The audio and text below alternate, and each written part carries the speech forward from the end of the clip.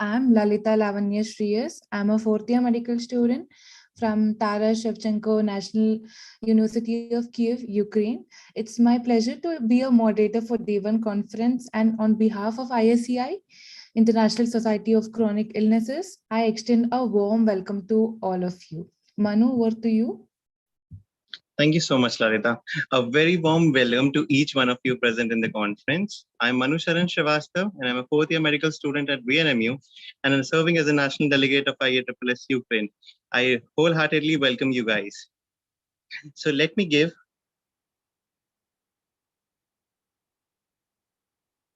I think there is some issue with internet at Rohit's end.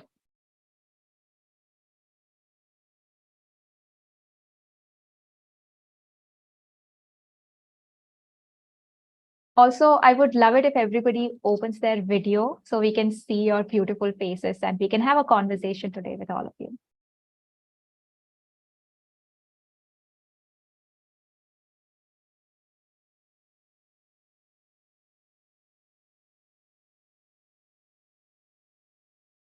I can see Zeel Patel. Hi. Hi, ma'am.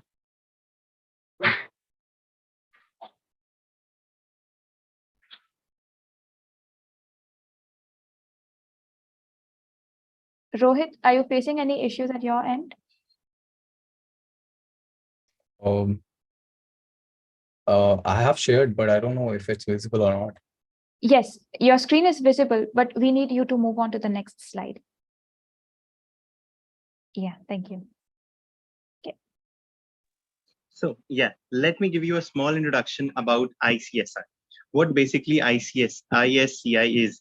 The International Society of Chronic Illness is an effort to unite health care workers for all across the world to improve the quality of life and with the chronic conditions. Our vision is that to enable people with chronic conditions to focus on their aspirations instead of their illnesses.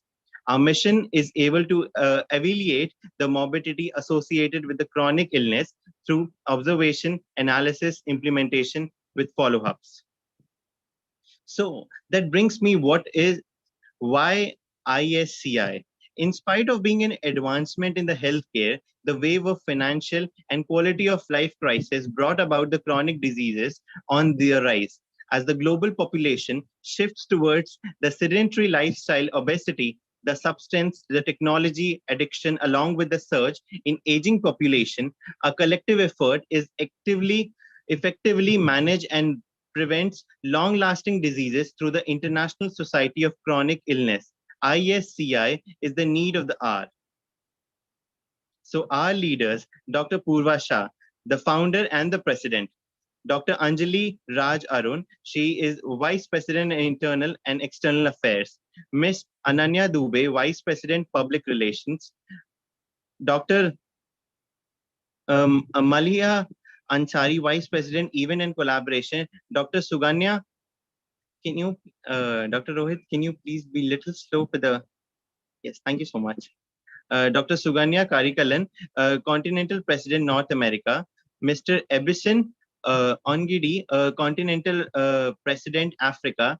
Dr. Anthony Ramos, Continental President South America. Ms. Robert Tariq, Continental President Asia. Over to you, Dr. Lalita. Thank you, Manu. So I'm sure you would have heard a lot about ISCI. So now let's know what we are doing in ISCI, what are the career opportunities which are available. So we have a research mentorship, which is called as Peer Research Mentorship Program, which is PRMP.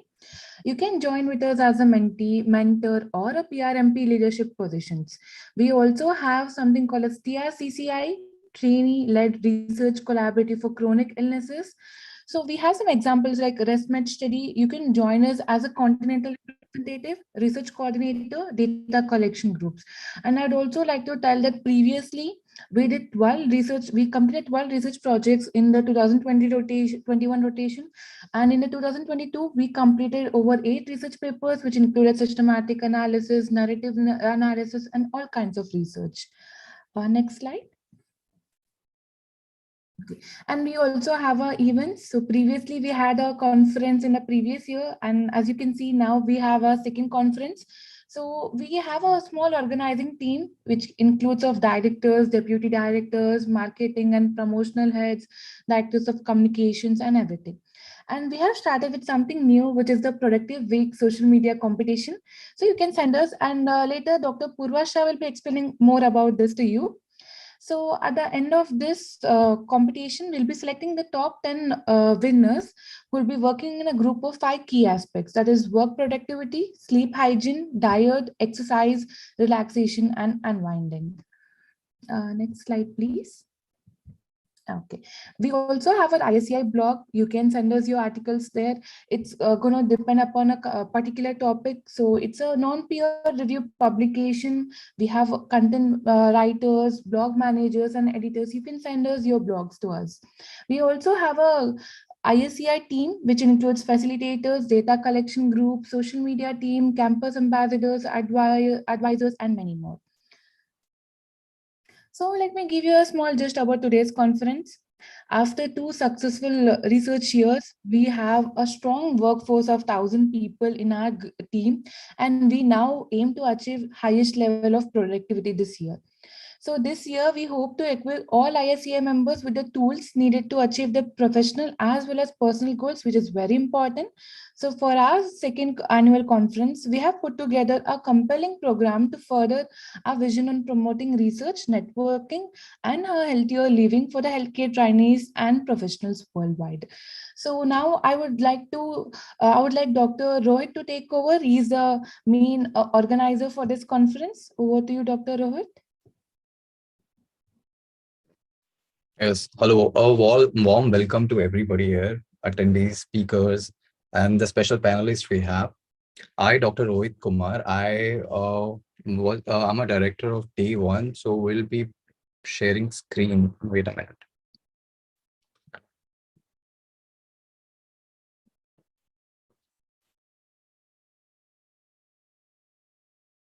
Till the technicalities are sorted, let's discuss something about Productivity Week that Lalita just mentioned.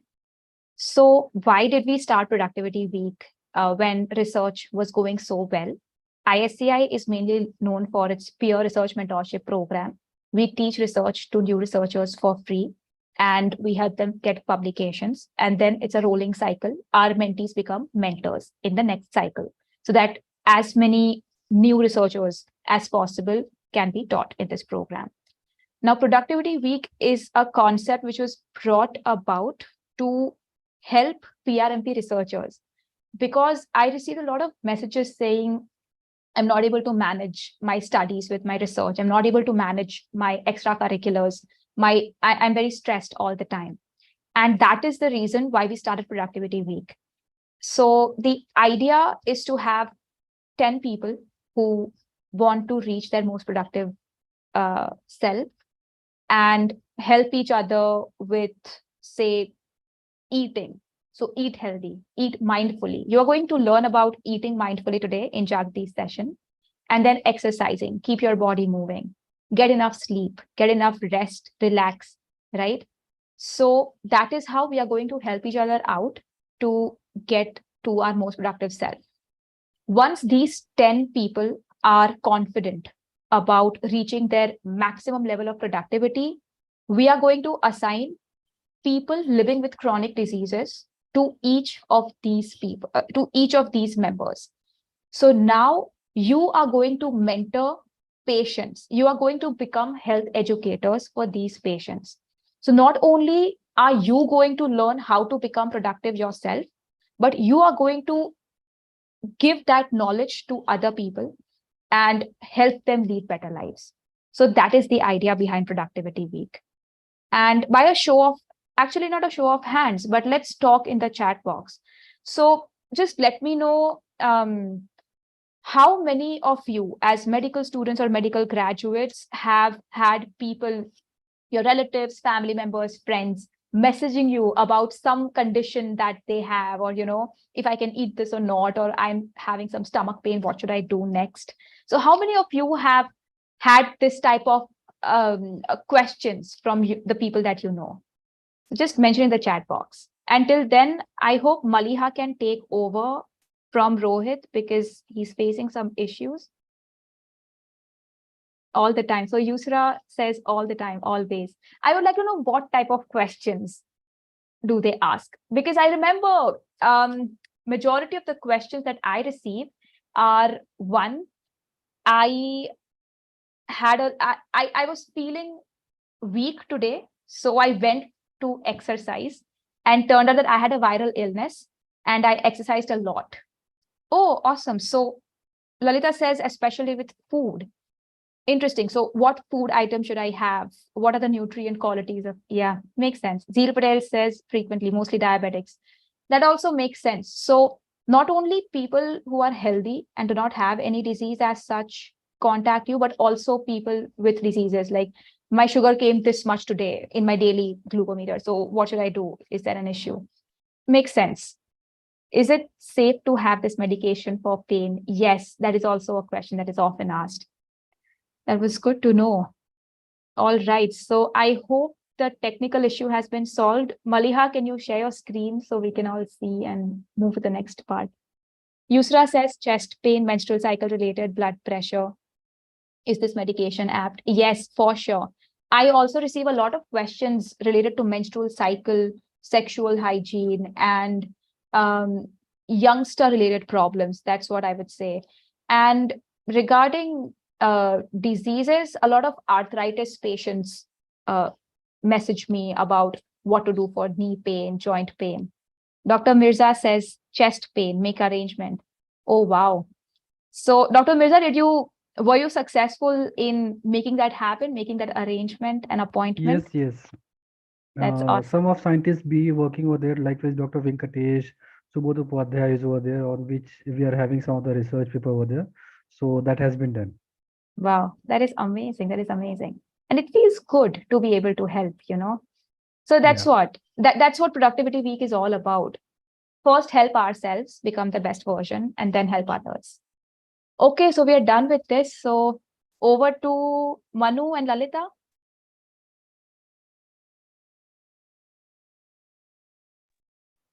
Rohit was going to speak about today's itinerary, right? Yes, so we would like to invite Dr. Rohit for the itinerary for the day one. Dr. Rohit, on to you. Yes, hello. So why the second conference? Because the earlier conference we had a successful run, and earlier it was more focused on research and some programs, like we had a successful run for lysis of TB and all that. But we later realized that while taking care of the research, we somehow didn't manage being very productive. So this year we are more focusing on being productive and taking care of the members who are supposed to produce that sort of research. So focusing on that, we have come about the second conference. We have day one and day two. For day one, we are supposed to have three major sections, which are divided to run from 8:20 to 11 p.m. For the starters, we have a workshop named Mindful Eating, which is supposed to be a potential research project delivered by dietitian Jagriti Bhamri. And second, we have effective networking and communication for especially Indian international medical graduates by Dr. Sneh Sonia. It'll be a powerful interactive session for an hour. And there might be a break for 5-10 minutes. And after that, we have a panel discussion on time management and avoiding burnout by well-known our Dr. Avantika, Dr. Yash Shah, Dr. Dua Shela, and Dr. Raj Shah. Over to you, Mal. So thank you so much, Dr. Rohit. So before, as Dr. Rohit said, mindful eating a potential research project. So what would I like to have? I would like to invite you, Dr. Purva, to have a word on that. Sure. Thank you so much, Manu. Before we go on to understanding what mindful eating is with dietitian Jagriti Bhamri, let's talk about a potential research project here. Because being a researcher, I always look for opportunities to get new research and be a part of new projects. So you earlier heard about TRCCI, that's Trainee-Led Research Collaborative for Chronic Illnesses, where medical trainees, medical graduates come together to conduct research. have you heard of any research project where the co-authors are the participants? So this research project basically will have a group of 10 to 15 participants who are going to perform mindful eating every day for a specified period of time. We are going to collect data ourselves. We are going to fill Google forms, and the data collection forms will be provided by Jagrati.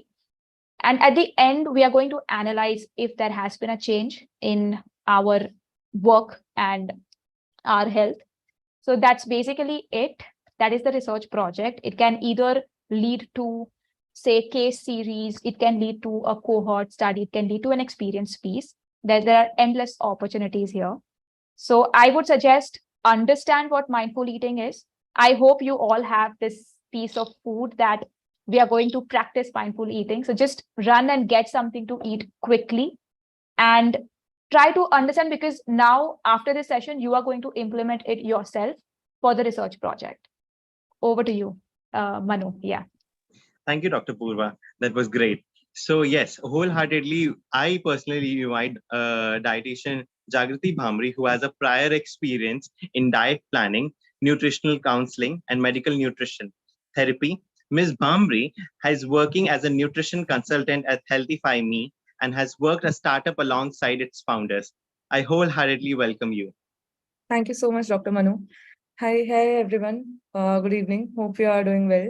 So I'm Jagrati Bhamri and currently working with Healthify Me. And today in today's workshop, so we're gonna discuss about mindful eating, and we learn and we'll discuss why to practice mindful eating. Okay. Thank you so much. Okay.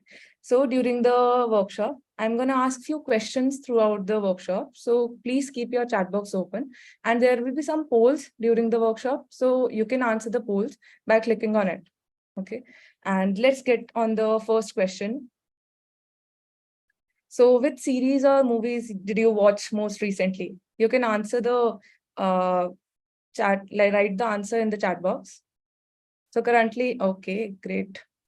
The Office. Currently, I'm not watching anything, but previously I watched New Amsterdam, Fear Walking Dead, White Collar. Awesome, awesome, awesome. Okay. Next slide, please. The Last of Us. Okay. Did you watch it while eating food? So you can answer the poll by clicking on it.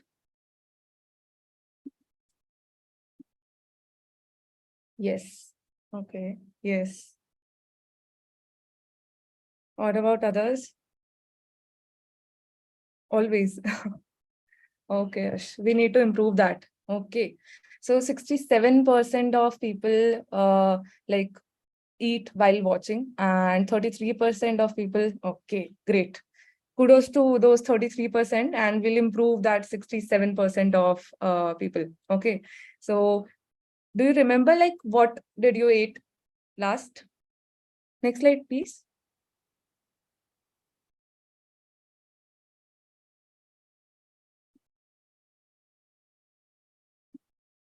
Okay, chole bhature, chips and snacks.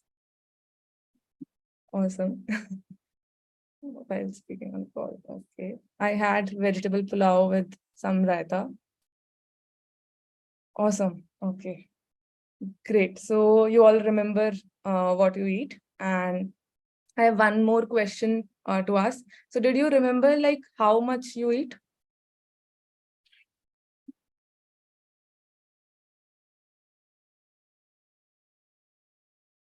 Not really.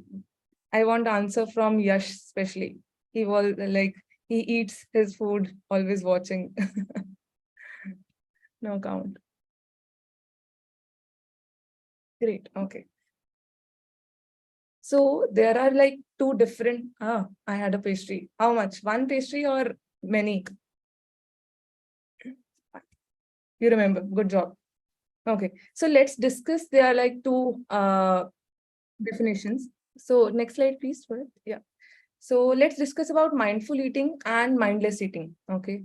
So mindless eating is when we eat without thinking about what or how we are eating, how much we are eating. Okay. It's like eating on autopilot. without being aware of our food or our body signals. Next slide. Okay, so mindful eating is guided by 4 aspects: what to eat, okay, why to eat, what we eat, and how much to eat and how to eat. Let's discuss about different in mindful eating. So we notice internal and external cues from the body. This affects how much we eat. Okay, we notice how food looks like, feels like, and smells as we eat it. And we also acknowledge how body feels after having our meals. So let's get to the most interesting part, okay, raisin meditation, and let's practice what mindful eating is. Then you will get to know better. Okay, so there it is. Raisin meditation was invented by John Kabat-Zinn, founder of the mindfulness-based stress reduction program in late 1970s. It involves 5 steps. So first step, I want to know before that what all you are having today. I am having Brazil nut. You can chat, you can write the answers in chat box. Would love to know that. Almonds, okay. Dates. Interesting. Cookies. What about that? Okay. Awesome. Boiled eggs. Interesting, variety of food. Awesome. So let's start. Okay. So take a moment to observe the raisin or whatever food you have. Okay. Notice its color, shape, and texture.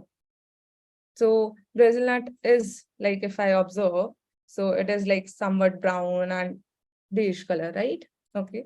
So have you observed the how your food looks like, how protein, milk, almonds, boiled egg looks like? Yeah. So let's get to the next step. So touch, pick up the raisin or pick up the food, okay, and feel its texture in between your fingers. So how does it feel?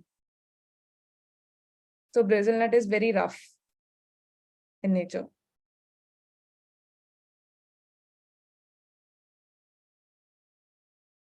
What about walnuts, grapes, eggs, and I think so cookies? There are many different foods. Wrinkly raisins. Sticky grapes. Awesome. Okay, so let's get to the next step. Bring the raisin or food close to your nose and inhale its aroma. So how does it smell like?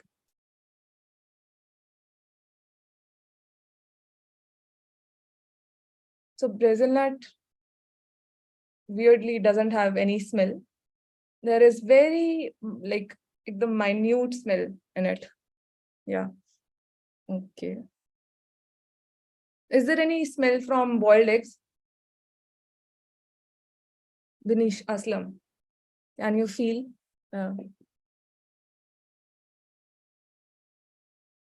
So next, let's get to the most tastiest part. Okay.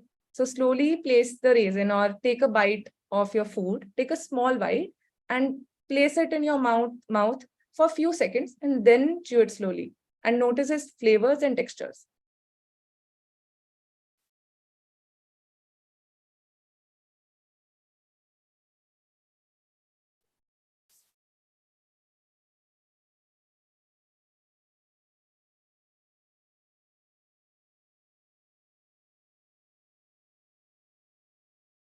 I hope everyone is doing tasting their food now. Awesome.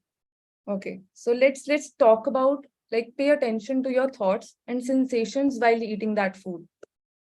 So mine was very chalky and very quite bland in taste.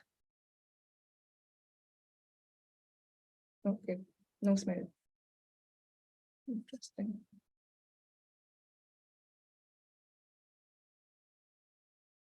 Awesome. Awesome. So how you are feeling now? Are there any thoughts? Okay, taste is good. Okay. Yeah, Brazil nut is very tasty. Yes. Okay. So is there anyone who wants more of their food?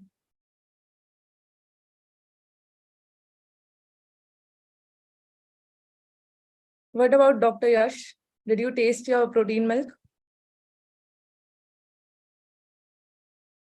I could feel more textures. Yeah, that's awesome, Lalita.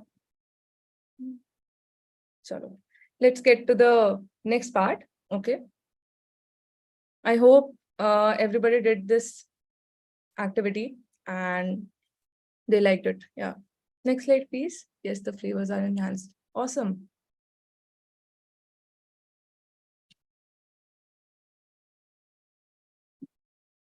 Yeah. So let's discuss about like why to practice mindful eating. I told like you have to do these steps, right? So let's talk about why to practice. So it will improve your digestion. Okay, as you are having your food very slowly, it will help you to reduce stress. It will also aware of hunger and fullness cues. Okay, and it will also help you to break like unhealthy habits like emotional eating and stress eating. And also there will be enhanced appreciation of the food. Next slide, please. So there are tips of practicing mindful eating. So in easier form, there are 5S of mindful eating. So first, sit down whenever you are having your food. Only eat, okay? Eat your food. Eat slowly. Don't race, okay? Though there are sometimes like time constriction, but try to eat slowly. And then savor each bite. When you eat, just eat. So no more distractions, okay? Simplify. In sight, in mind, and out of sight and out of mind. Okay. And last, most important and best, I think so. So smile and take a breath to manage stress. Next slide, please. Okay.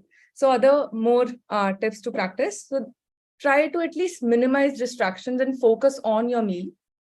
Recognize and respond to hunger and fullness cues. Cultivate gratitude for the food and its journey to your plate. So it will help you to when you are not seeing anything, when you're not watching anything, so it will help you to focus on your meal and you'll feel more satisfied after having it. Next slide, please. So from now on, Dr. Purva will take this further. I hope you liked the activity. Thank you. Thank you so much, Jagriti. That was an amazing session. I always like to do practice sessions about mindful eating with Jagriti whenever I'm hungry. Okay, moving on. So we talked about mindful eating, how to practice, and the benefits of it. Now, using all the information about mindful eating that you have, I want all of you to design a clinical trial for mindful eating. So define the PICO for your study and the study setting. I'll give you an example. For PICO population, what population are you focusing on? Adults, children, overweight, normal, anything, right? So go for it. Be as specific as possible. That is the question. And then intervention will be common for everybody. It will be mindful eating. What will be the comparison? Are you going to teach something else to other group? Are you not going to teach them anything? What is the comparator? And what is the outcome you're looking for? This is going to be interesting. So you can either check for, so going back to the benefits, I hope you all remember the benefits of mindful eating. So what particular outcome are you going to look for? And the study setting, is it going to be a hospital setting, a population setting, a general survey? So go for it. You have about 2 minutes to complete the PICO for your study. So give it a try, and wrong answers are welcome as usual. So we have about 20 participants. So I hope to receive at least 10 PICOs and clinical trial protocols here.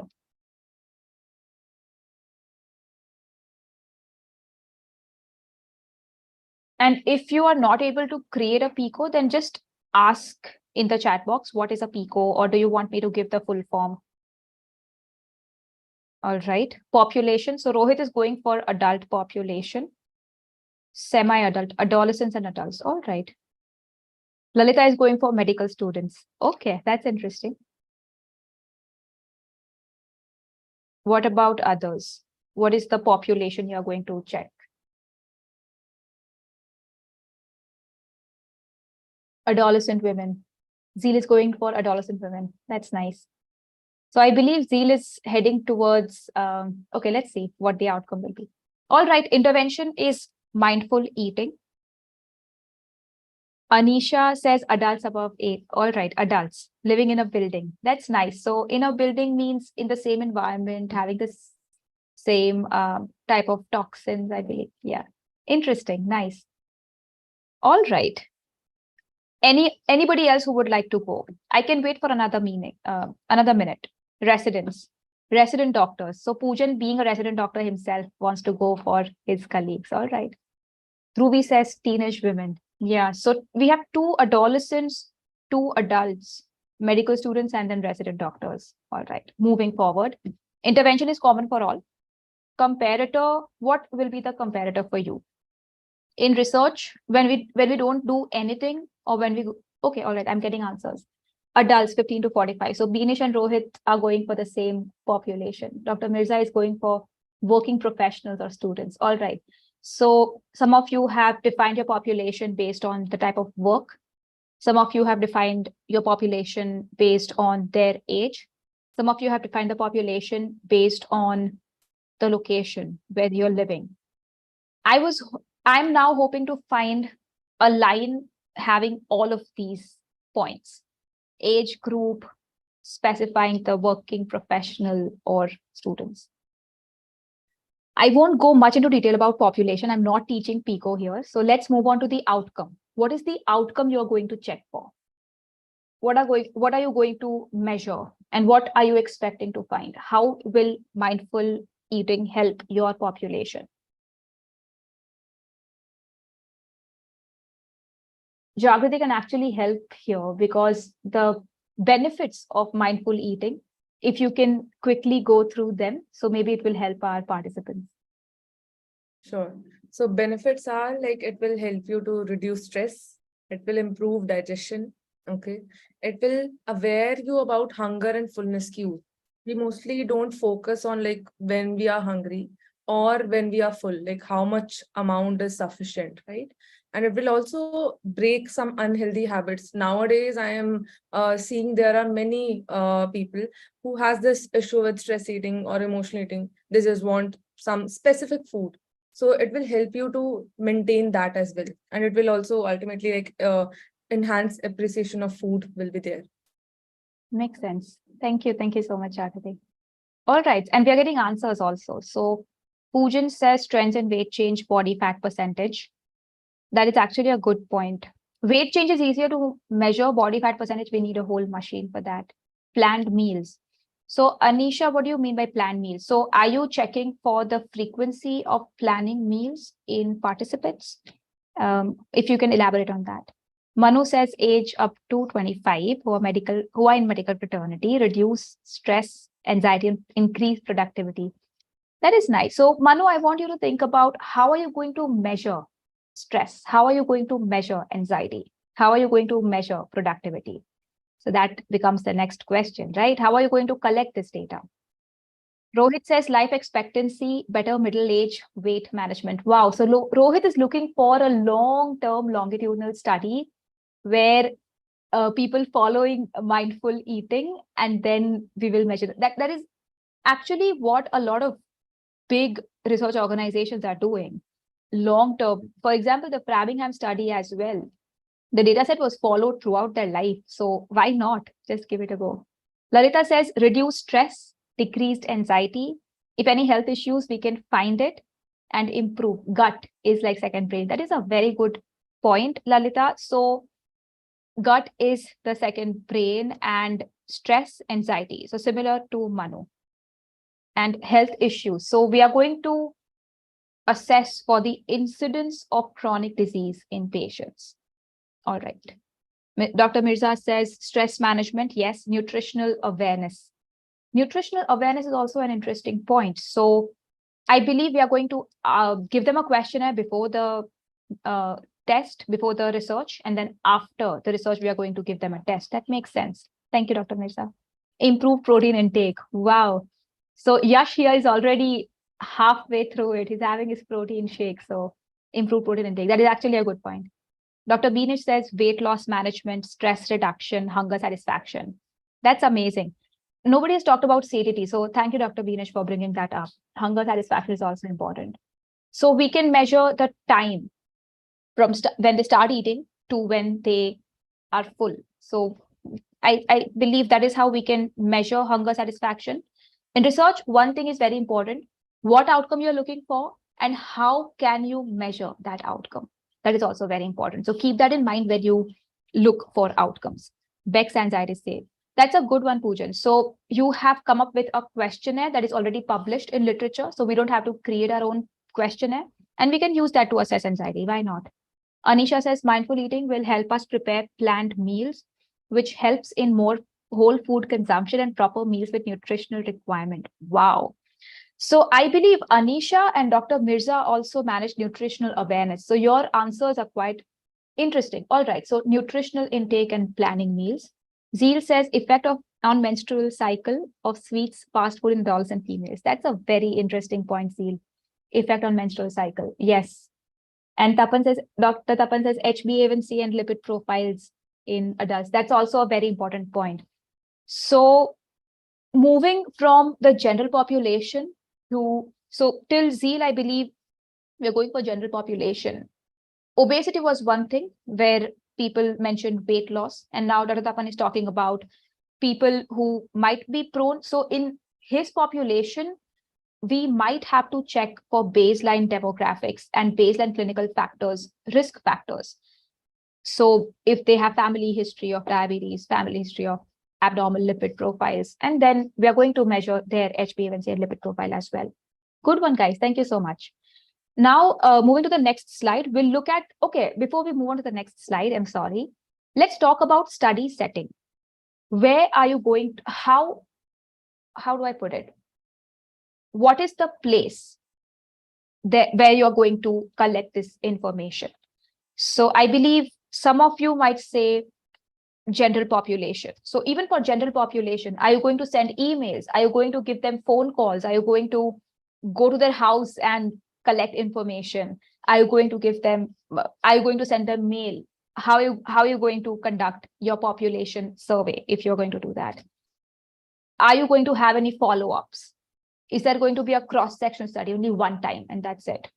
So Manu says he's going to mail everybody. That's nice, Manu. You can also add a phone call so to ask if they received your mail, because sometimes they might just overlook. Anisha is going to use Google Forms. Google Forms is the best thing that happened to cross-sectional surveys for medical students, because I myself have been using a lot of Google Forms nowadays. Dr. Yash says, talking about place, it will be interesting to assess the impact of geographical distribution. Yes. And that is precisely where TRCCI comes in, because we are a global community of researchers. So when we assess for a certain thing, say, for example, the impact of mindful eating on whatever outcome we are looking for, we haven't decided. So we are going to put in this particular, it can be a confounding factor, it can be an effect modifier, we don't know, but geographical distribution. Where is that particular participant coming from? What is their lifestyle and how is mindful eating affecting them? Okay, moving on to the next slide. We don't want to waste a lot of time on that. So this is one clinical trial. Here, I would like all of you to read the title and give me first the population. What population are they assessing? And second, what is the outcome they're trying to assess? And third, the study setting. Where is this study happening? These are all published studies. So research is being conducted on mindful eating. So it's not something which is philosophical. We can make it scientific if we want to. So you can mention in the chat box, what is the population, what is the outcome they are assessing, and what is the study setting?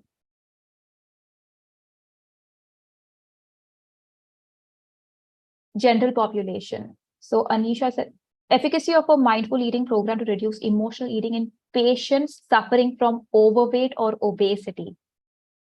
Yeah, overweight people. Okay, obese people. Okay. Yeah.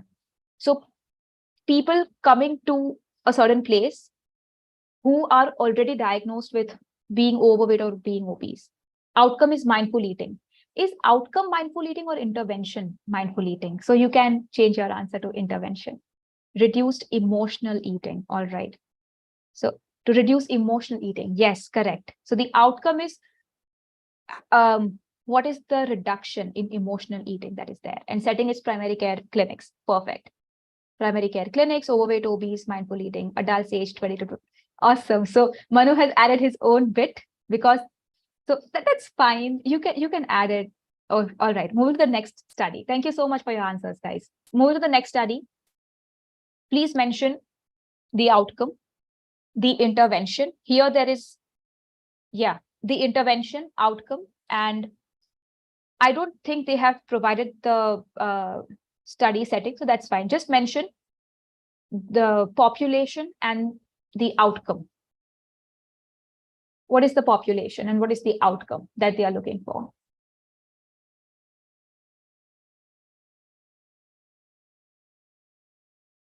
I can see 20, almost 25 people. So I hope to receive at least 20 responses.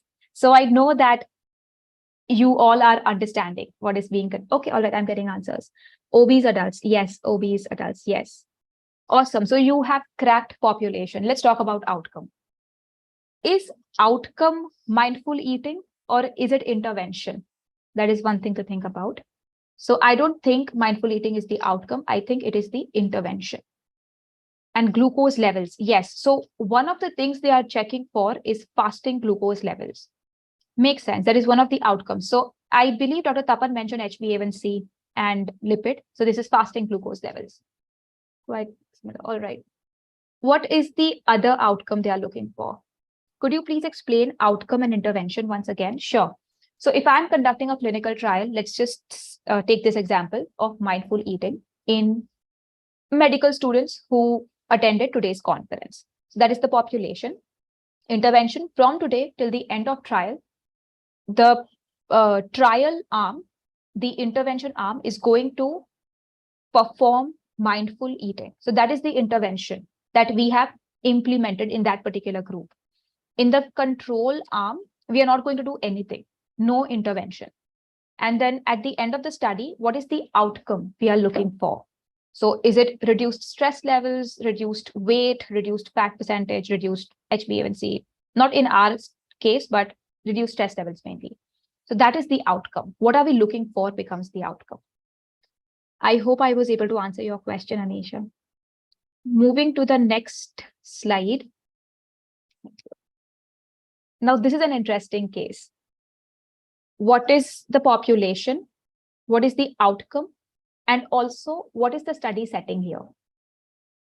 How are they collecting information? Yes, students, college students becomes the study setting. That is true. True, students. And what is the outcome? What is the study setting?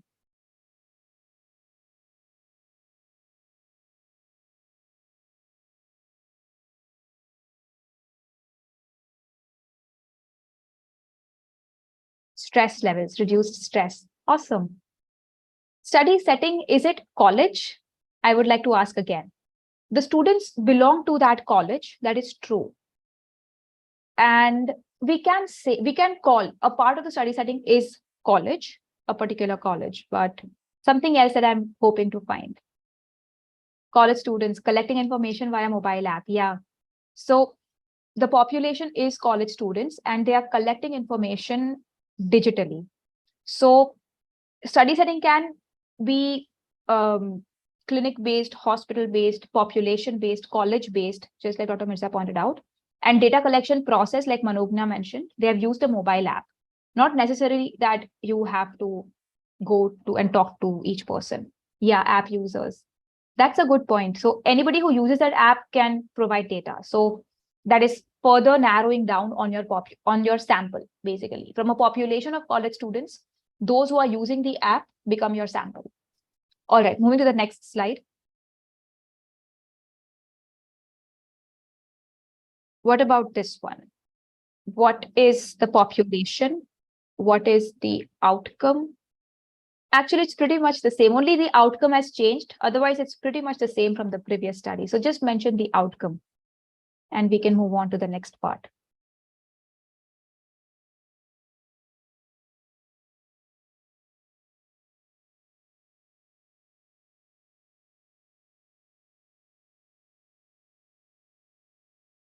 weight-related behaviors, stress.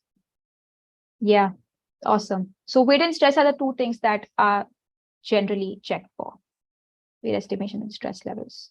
Awesome. All right. I'm just checking for something. Okay, all right. Moving on to the next slide, please.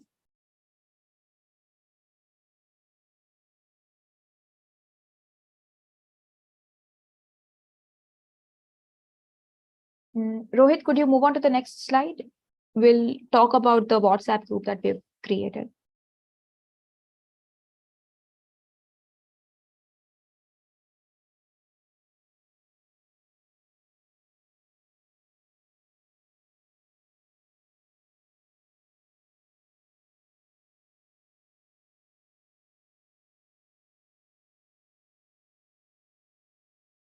Hello. Oh, thank you. No, could you move on? Yeah, could you go to the last slide, previous one?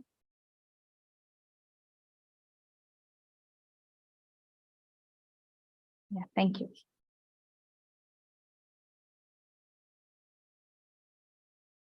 So the idea is to go back. If you can press escape or go back. Yeah. And yeah, awesome. The blue one with the QR code. Yeah, thanks. So this is the ISCI Nutrition WhatsApp group that we have created. You can scan with your mobile phone. And if you are using your mobile phone for the Zoom meeting, you can just email. I'll just provide the email ID whom you can contact. soc.chronicillnesses.com. So this is the email ID whom you can contact. Better if you join the group, so it's easier for communication.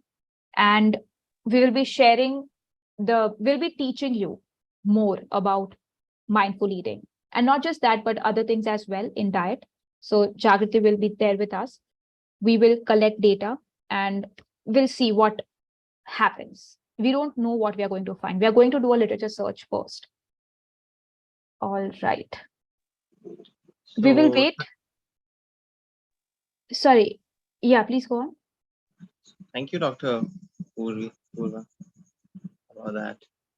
Yes, thank you. Thank you so much, Manu. Yes. We will just wait for everybody to be okay to remove this from the screen, and we can move on to the next part of the session. Meanwhile, I just would like to take an opportunity to thank Jagriti. It's a really great, I was overwhelmed over the whole session, mindful session. So her expertise, her knowledge about mindful eating, her words let's mesmerize. So thank you so much. And her clarity about this topic, it was mind blowing and overwhelming. So I would personally do after this session, and I'm sure the whole audience would be performing the same. The best part was having the cookies. So yes, so thank you so much for this great opportunity, and it really means a lot. Thank you so much. Thank you so much, Dr. Manu. I am glad that you liked it, and I will be more than happy when you will practice mindful eating in your routine. For sure. Thank you so much. Thank you. Over to you, Dr. Lalita. Sure. After 2 minutes, I'll continue with the second part of the session. We are actually ready to move forward with the second part. Dr. Sneh has joined the meeting, so feel free to move forward. Okay, that's great. So now that we have a lot of knowledge about mindful eating, let's come to the second part of today's session. Have you ever found challenging to socialize or felt hesitating for expressing about yourself? Have you ever felt that? Because I'm sure we would have all felt that as a medical student or a resident or a doctor would have gone through that phase. So don't worry, we got it covered today. I invite a speaker to speak about how to make connections and present yourself. I invite Dr. Sneh Sonia, He's a TEDx speaker and researcher at Johns Hopkins University. He's a MBA, MPH student at JHU and has been featured in New York Times for his work during COVID-19 pandemic. We welcome you, sir. Over to you. Thank you so much. So, good evening, everyone. How are you all doing today? Can I see some thumbs up? I see low energy in audience. Okay, so I'm Sneh Sunaya, and I'm going to be talking about effective networking and communication. Now, speaking from an anecdote, it is very easy to feel lost and overwhelmed with the networking in the US, especially since we are not used to the new culture here. And when I moved to the US for the first time out of my home country, I had a lot of challenges, and I've learned all of this through my mistakes. So that's something I'm going to share here. I want to keep this session very interactive, so I would really appreciate your feedback and participation along the way. And what I hope to achieve from today's session is to provide you with a useful toolkit that all of you can use as principles of effective networking and communication, not just in your journey as IMGs, but also in different facets of life. So moving on, I would like to start with this question, and I would love to see some of the comments in the chat box. What are the networking challenges do you typically face in professional settings? You can also feel free to just unmute yourself and talk about it.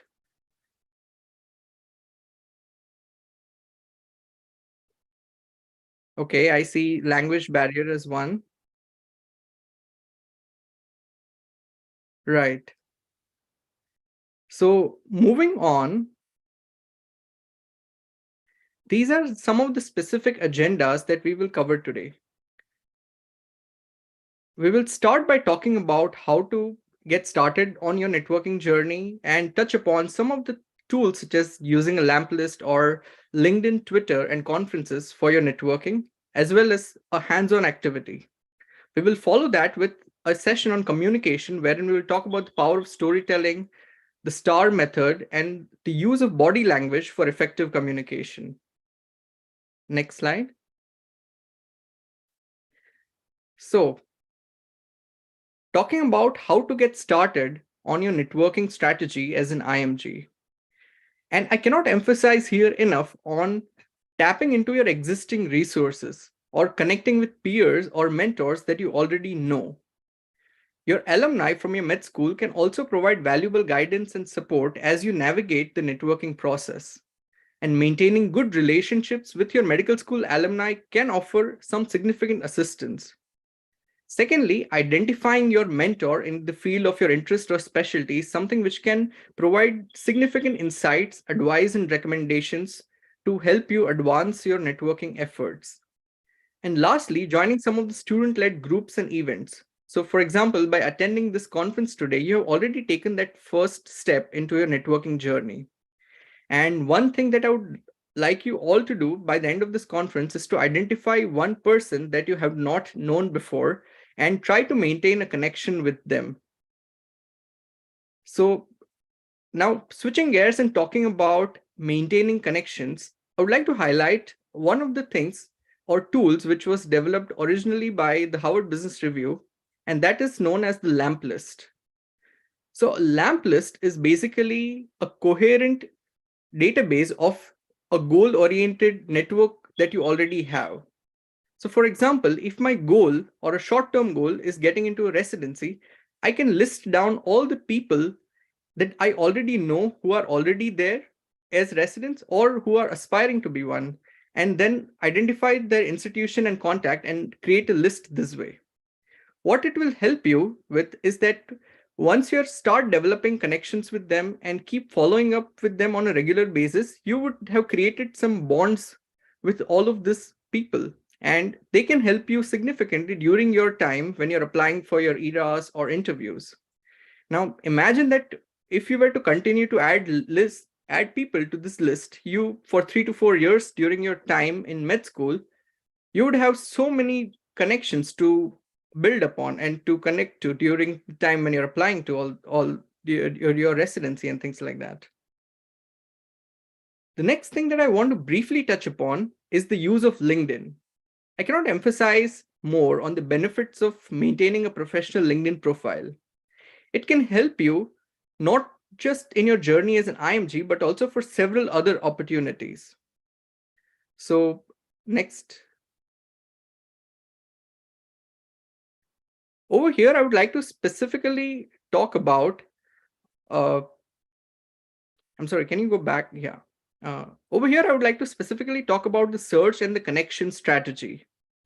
So let's say that you are interested in learning more about residents from the Mount Sinai.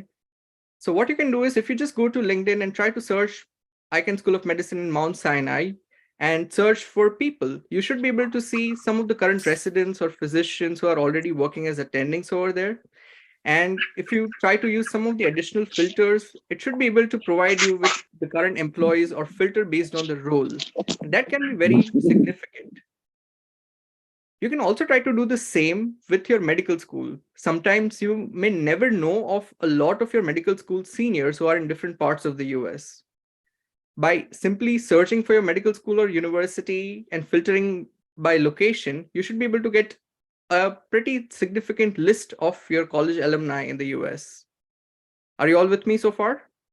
Any questions? I would be happy to help with. Has anyone tried this on LinkedIn? If you are if you are on your computer, you can literally do it right away.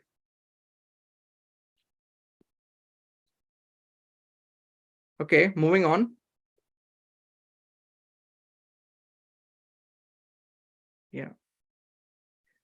Over here, I would like to demonstrate one of the instances wherein I had the opportunity to use my LinkedIn in order to reach one of the physicians. So I used to follow Dr. Humayun Chaudhary, who is currently the president and the CEO of the Federation of the State Medical Boards in the United States. And I was pretty intrigued by all the Harvard Business Review posts that he used to use on his LinkedIn profile. So I reached out to him through this little message here, and fortunately it worked out. And I had the opportunity to meet with Dr. Chaudhary here in the US and talk about some of the things that I could learn as an aspiring healthcare leader. Next slide. Yeah. Right. So how many of you have used Met Twitter or have followed this hashtags on Twitter? I see some of the comments here about the premium membership is an hassle, things like that. I would say that you may try to get a premium membership briefly, and that should usually work around the time when you're applying for your ERAs or interviews and things like that. So yeah, talking specifically about Twitter over here, I would say that regardless of what has happened with Twitter after Elon Musk acquired it, it is still one of the most popular social media platforms, especially for residents and attending physicians here in the US. So what you can start doing is highlighting your medical interests, career goals, and any relevant achievements that you may have on Twitter. You can try to connect with residents and attendings and follow some of the relevant accounts. You can also engage in some of the discussions or Twitter chats and attend virtual conferences. So for example, let's say I'm interested in the Mayo Clinic's internal medicine residency program. And if I start following their Twitter handle, I would also be able to see some of the current residents or the upcoming residents in their program, try to follow those residents as the next step, and thereby you increase your network ultimately. One of the other use of Twitter can also be being involved in the case discussions. So for example, the CP Solvers is one of the Twitter platforms in which residents and fellows regularly engage in case-based discussions. And if you're involved in solving some of these cases, you can also connect with all of these residents on that portal. Next slide. Right. So talking about networking in medical conferences can be especially overwhelming since it has several people, sometimes even thousands, depending on the conference. And everyone is attending the conference with a specific agenda. The added barriers can be that since a lot of presenters or attendees may be very senior to us, we may not feel confident in approaching them. So a good solution here can be to do a thorough background research on Google if you know who the speaker is. Secondly, by just approaching somebody and introducing yourself confidently and clearly with an agenda in mind, you can start conversations by discussing about your professional interests in their work. And having a brief elevator pitch, which we are going to practice later on in this session, can be very helpful in creating that connection. And lastly, once you have their contact information, either through a business card or an email, you should follow up with them, because a lot of times it has happened with me as well, wherein I get several business cards during a conference, but I may fail to follow up. So that is something we can regularly try to do in order to continue a connection. So now we are going to engage in one brief hands-on activity. And this particular format is something which you can use for your informational interview or scheduling an email or even talking to different physicians or residents during your process. So you can start by including a brief introduction about yourself.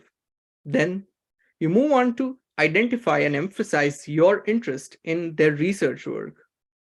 Thirdly, you mention the purpose of your email or interview, and you may or may not have a deadline, which I'll talk about specifically depending on the situation. And finally, you conclude with an expression of gratitude. So let me give an example of how exactly this framework can be used. Next slide. So let's say you are trying to find a research position at the Mayo Clinic, and you identified a physician, hypothetically Dr. Singh, who is involved in acute pancreatitis research. So this is what an email or a conversation with him may look like. The first part of it is where you're introducing yourself. Next. Yeah. So in the first part, once you've done the introductions, you talk about your interest in their research work. So as I've highlighted, that you are truly interested in understanding the underlying pathophysiology of acute pancreatitis or his work in the field. The third step can be talking about your own work or what inspired you to reach out to him to pursue research in the field. Next. Yeah. And lastly, you can finally talk about your agenda, wherein you would like to work as a research trainee for a certain amount of time from a certain date. So following this format can significantly help you connect with some of these physicians or improve or build your own network and thereby get opportunities. Next slide. Yeah. So this is going to be the exercise that we are going to briefly engage in. And our task is to think of someone in your journey so far that you would like to approach or learn from about either a rotation or a residency program or get advice on your personal statement. It can be any of that. And you can use that particular framework to draft a message for them. Can we do that? All of us? I would love to see some thumbs up here. Awesome. So we will try to work on it for 7 minutes, and I would love to have somebody read out their draft or something like that to us in that time. Sounds good?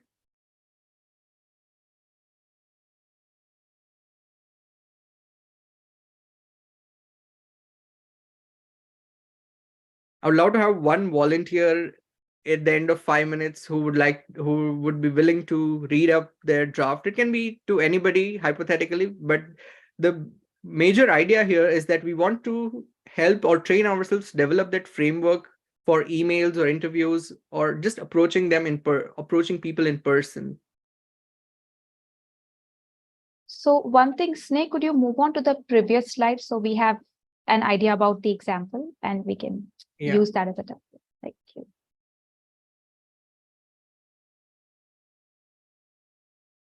All right.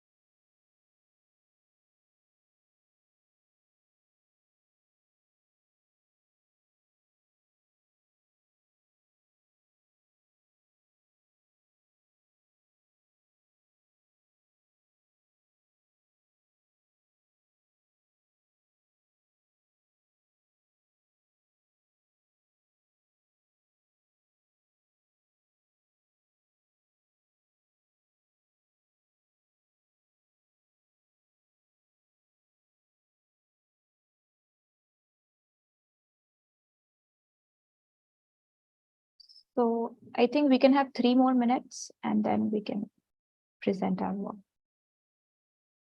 For participants who joined later on, I hope you're aware of the activity. We are hoping to have at least 5 examples of an email. So I hope everybody has started writing. If you need more time, just mention in the chat box and we are happy to wait.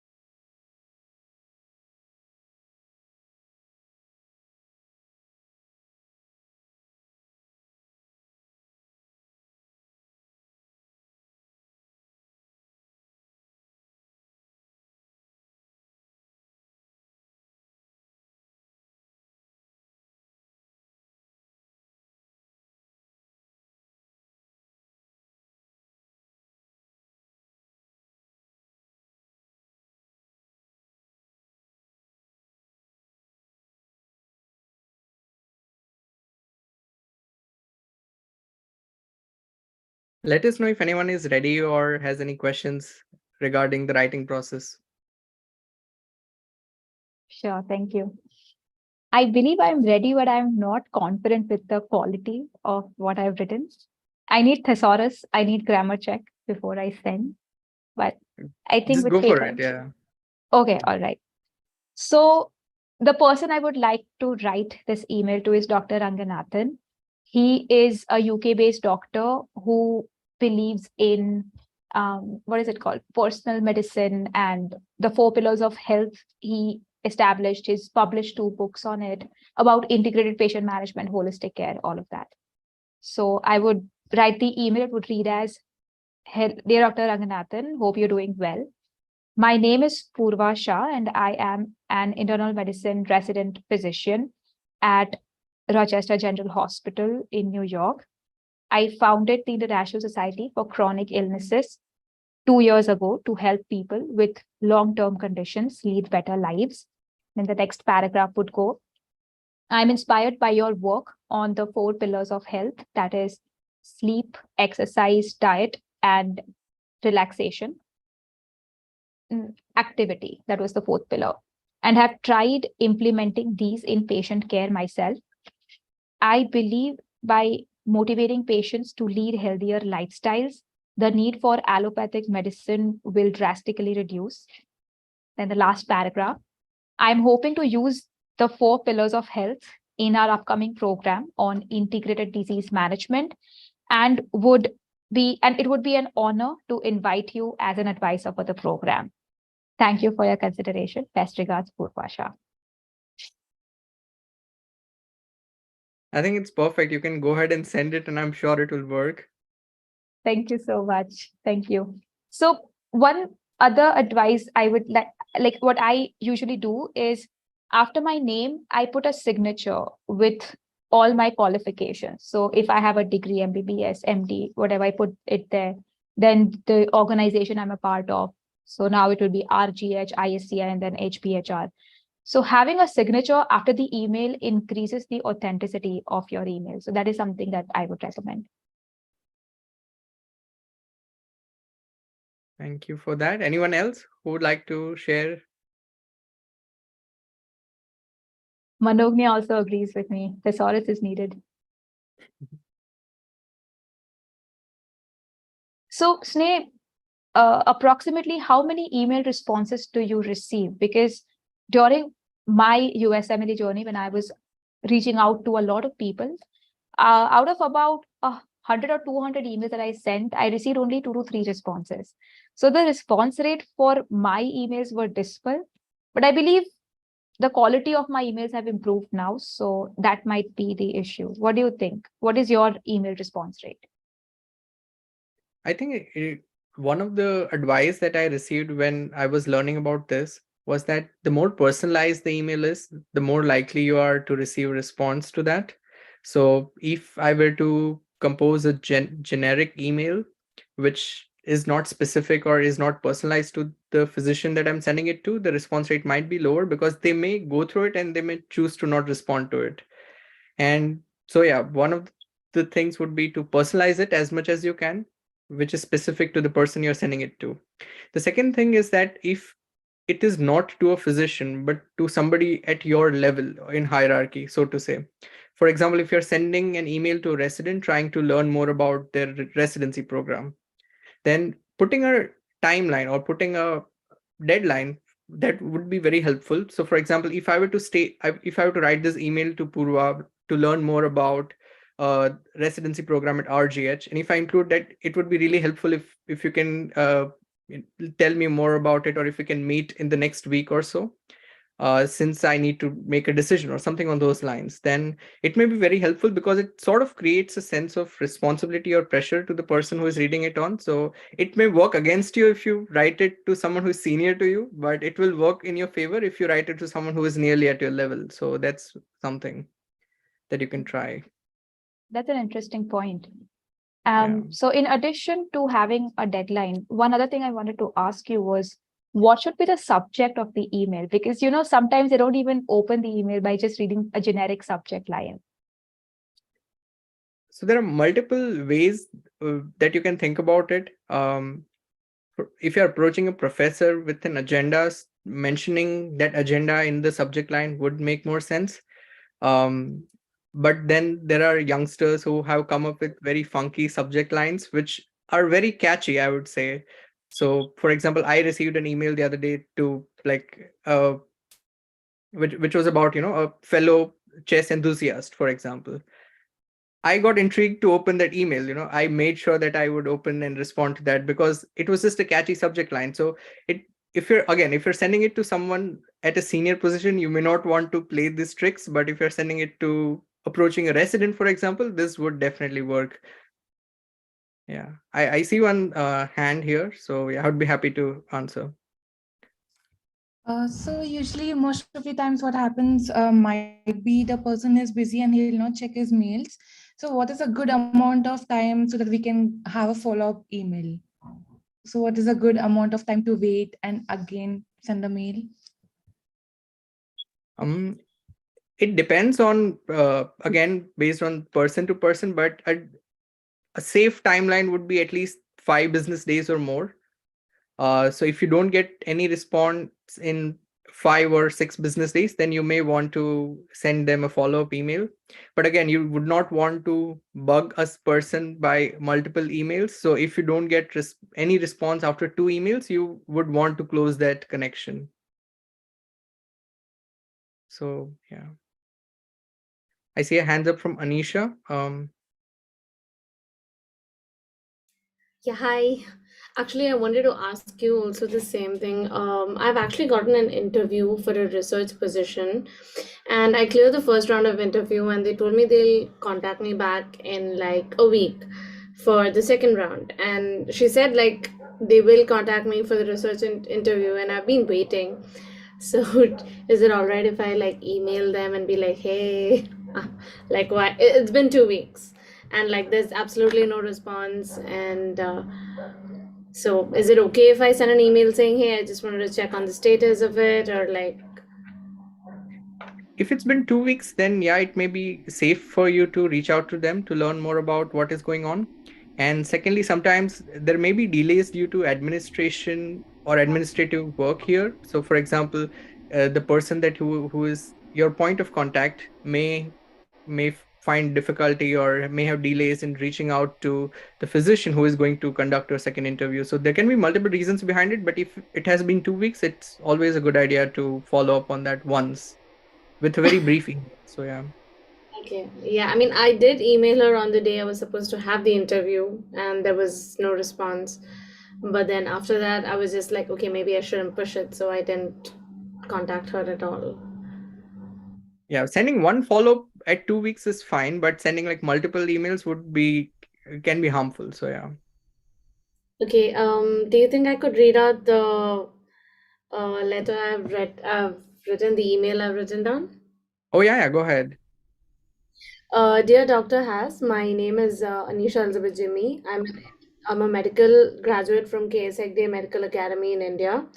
I have been reading up about your exceptional work done in Houston Methodist, and I'm deeply inspired to delve further into your work on understanding the treatment trials for colorectal carcinoma, a condition that definitely is a mystery among the oncology field, the one that dances to its own tunes. Reading up about your recent trials, especially the prospective evaluation of the effectiveness of pelvic muscle rehabilitation as a non-invasive cure for those with fecal incontinence, has really got me intrigued.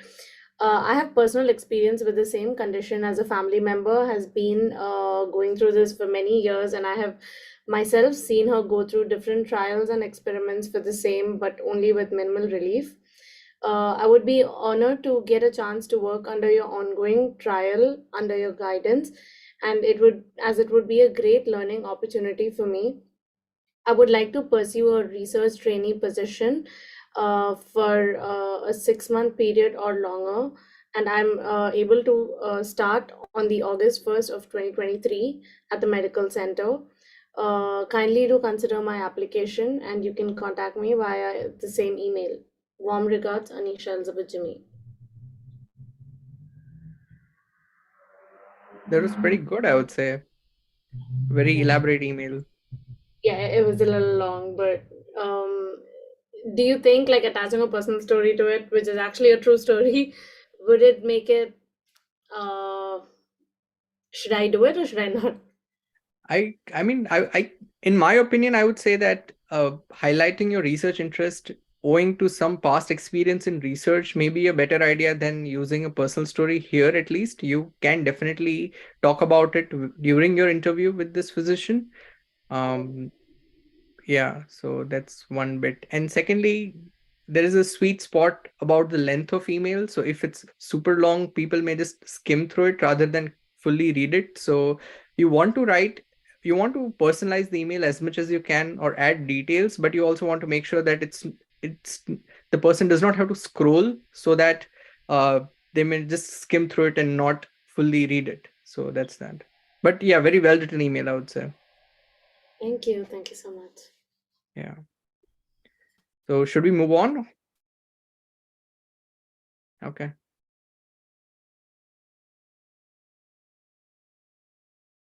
All right.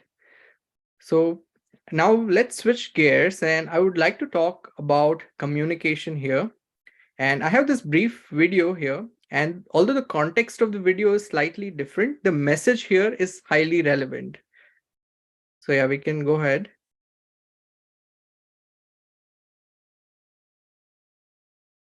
Are you all able to hear it? Why do you want to work in private equity? I studied engineering at MIT. I have a very strong quantitative background, spent 4 years at Goldman Sachs after that. Now I'm finishing up my MBA at Harvard Business School. I've taken all the finance classes, private equity classes. I'm very strong quantitatively. I really love finance. Bravo, impressive. Next student comes in, student number 2, sits down. Why do you want to work in private equity? Yeah, my CV, you see that I went to MIT, I studied engineering, I've got the quant. I spent 4 years at Goldman. Now I'm finishing up at HBS.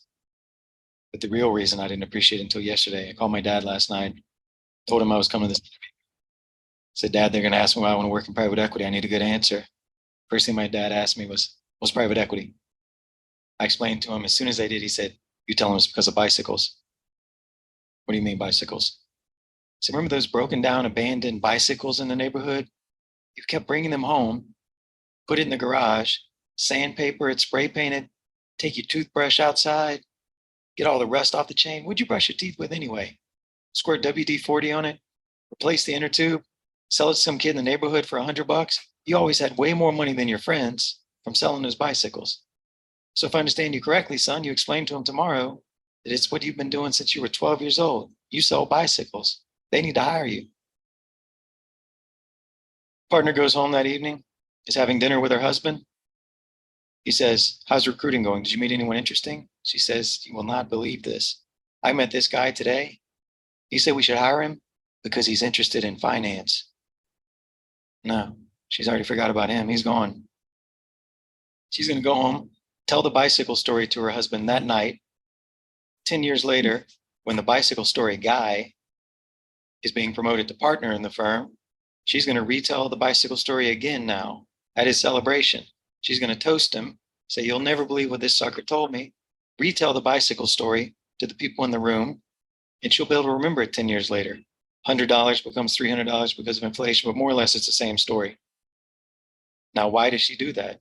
Why did she hire him instead of quant finance guy? Because she knows that in a year or 2 years from now, or maybe immediately, he's going to be sent to Thibodaux, Louisiana to meet Wade Boudreaux, who has a cement company. He's going to have to play golf with Wade Boudreaux and make Wade Boudreaux want to do business with him. Does Wade Boudreaux want to do business with quantitative I like finance guy or with the bicycle guy? If you know anything about Wade Boudreaux, you know what the answer is. Stories are going to create connections, generate sales, increase clients, all the stuff that matters. The CV stuff, that's there. That's impressive. That mattered a long time ago. What's going to matter in the future, much, much more, is the ability to connect, to tell stories. Stories. Any reflections on this? I'm sure that some of the residents who have gone through the interview process would be able to resonate with this idea of storytelling and connections. Yeah, open to reflections.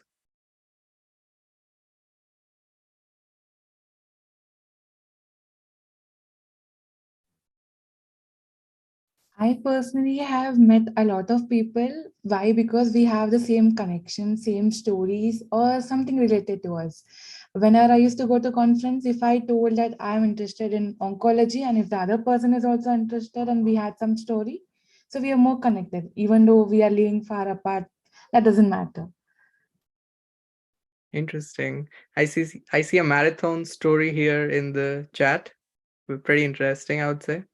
So yeah, basically the idea is that when we are able to come up with stories, especially during our communication or one-on-one communication with someone, we are able to create a connection which is going to last rather than I'm interested in something like, repeated over and over again. So that's one thing I personally felt was is something I would personally like to adopt and learn and implement on a daily basis.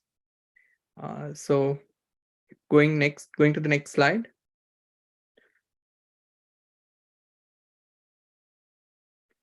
So if you try to think of the story once again, the person used something known as the STAR method. And this was a method of communication or a principle of effective communication, which was developed by MIT. And how it starts is that you explain the situation first. So just like the bicycle guy story, he explained how he called up his father and talked about the private equity. Next, you talk about the task, problem, or a challenge that you took responsibility for completing, and talk about the goal of your efforts.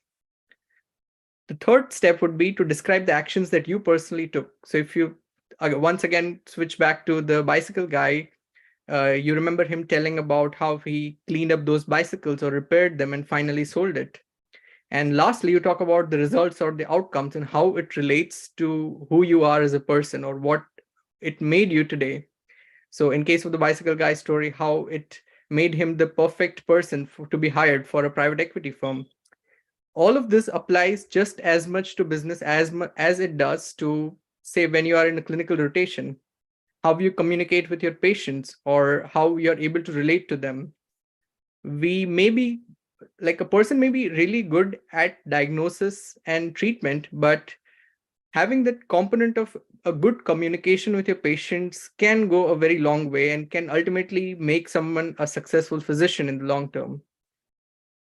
So yeah, that's one thing, this is one tool or method which you can highlight. And although it should come naturally towards the end, if you just remember this method or how you can narrate a story or narrate your ideas and create connections, this is something which would be very helpful to you. So yeah, moving on. So now talking about communication in a virtual environment, I cannot emphasize the importance of Zoom meetings in the current era, especially after COVID. So let's go back to that email and think about, we sent this email to Dr. Singh and he responded us and scheduled for an interview. So now the person has finally agreed to meet you. The first thing that you should be doing is you need to prepare your talking points beforehand. So if you approach someone on LinkedIn and they responded back and now they have agreed to meet with you on Zoom, you want to make sure that you have done your thorough research about where they went to med school or what are their research interests or where they want to go later on. Because you wouldn't want to ask them about their med school or something which is already available on the internet during a Zoom meeting. Secondly, finding common grounds as an icebreaker. So for example, if I'm meeting someone who is currently a resident where I really want to match into, and I start the Zoom meeting to learn more about the residency program or to get advice on my eras, I wouldn't want to start immediately by shooting questions at them. Especially in the US, talking about how their weekend was or how are they doing, all these little questions can really help in creating a bond or creating a lighter environment before you can actually move to talking about some of the questions that you may have. And finally, some of the additional points, such as presenting yourself well, making sure that you are well dressed, especially if you're meeting someone important, making sure your cameras are always on, especially for one-on-one meetings, and making eye contact and asking specific questions.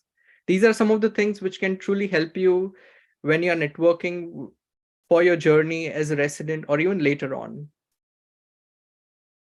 So yeah. Now I would like to highlight the importance of projecting warmth or your body language when you are communicating. How many of you can relate to this, that when you talk to someone, you suddenly feel energetic, warm, and welcoming, versus sometimes when you meet somebody else, you may not feel that warmth or connection when you're talking to them. So this was based on a research wherein it was shown that how you stand or how you balance your weight, how you move your hand gestures, or how you even tilt your head can sometimes send signals as to how welcoming or warm you are, versus avoid, like some of the things we can potentially avoid to not sound cold are avoiding standing with your chin pointed down, not looking at the person, your feet pointing away, things like that. So these are some of the things which we can take into account, especially during our clinical rotations when we are around our residents or attendings who may look at us talking to patients. And if we do not give a warm vibe, then it may leave a bad impression as to we are not welcoming enough to our patients and other fellows. So that's something we can think about or actively consider or evaluate in our own body language and how we can do it differently. Next slide. Yeah. So this is something even I struggle with, and I'm sure all of you would be facing the same. We often have some of the default settings in our speaking languages. So for example, use of filler words, or maybe playing with your hands, or sometimes clasping nervously, or talking too much, talking too little, awkward eye contacts. Yeah. So I would like to hear from you. What are your top 3 default speaking settings?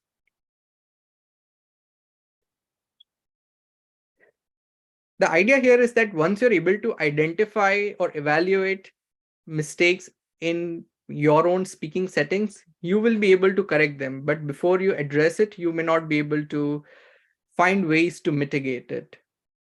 So that's something I just wanted to highlight here as one of the things which we can think about during our conversations. I see filler words often seem inevitable. I would say that is true. It just requires maybe a lot of practice. Yeah. Okay. Any other reflections or thoughts on this?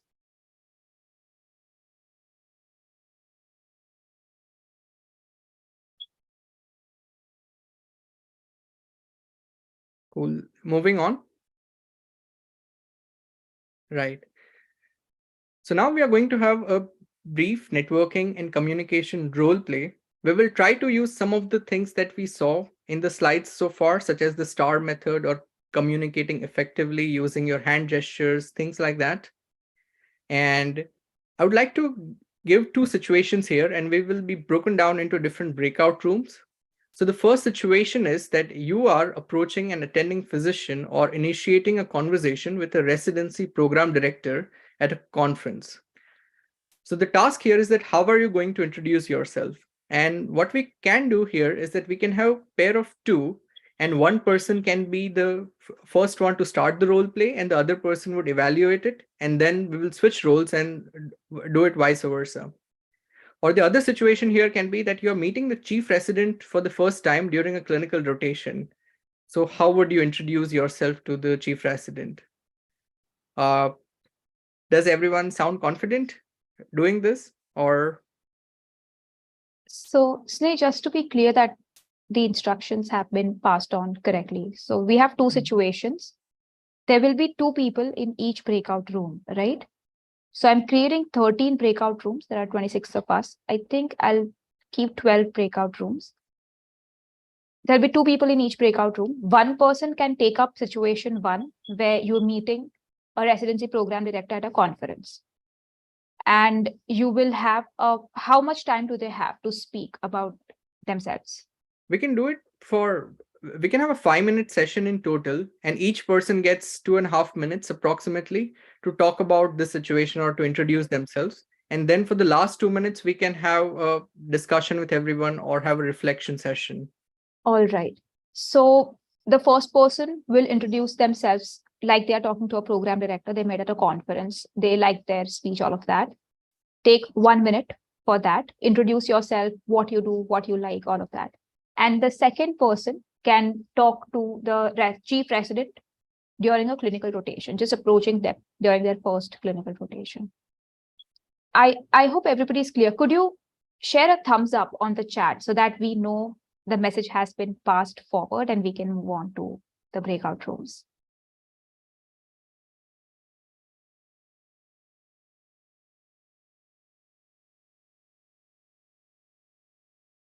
All right. We are hoping to receive some more thumbs up so that there is no miscommunication happening. Sounds good, everyone? Okay. Okay. Let's.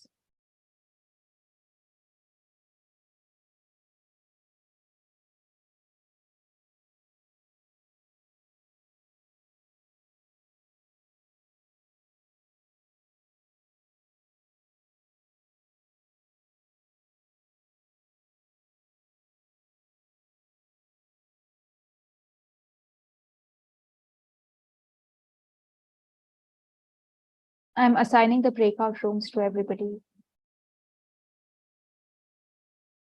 It's at random.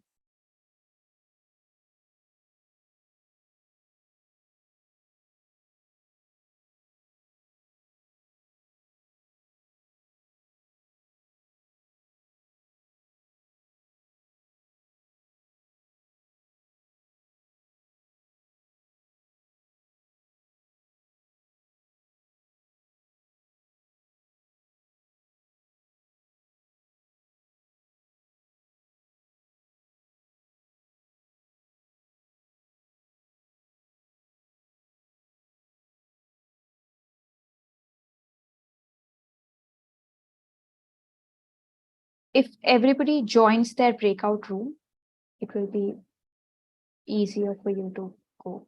So whoever is present in this particular chat, you'll see a message to join the breakout room.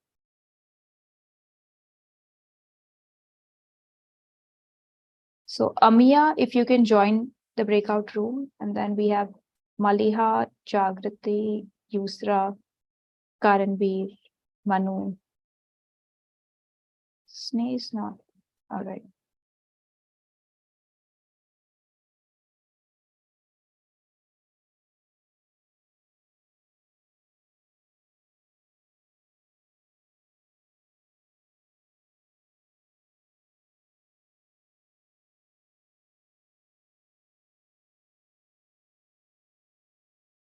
So we are 1, 2, 3, 4, 5, 6 people here. So 7 people here. So should we have our own activity till everybody else comes back again? Yeah, sounds good. Would anybody like to go forward with introducing yourself? So you can have 1 minute to prepare your introduction. There's one unassigned participant.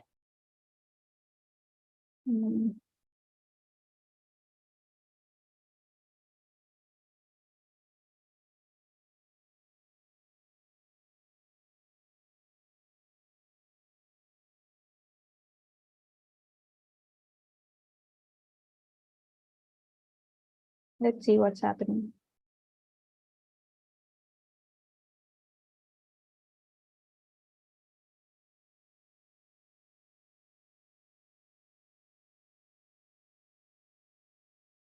Okay.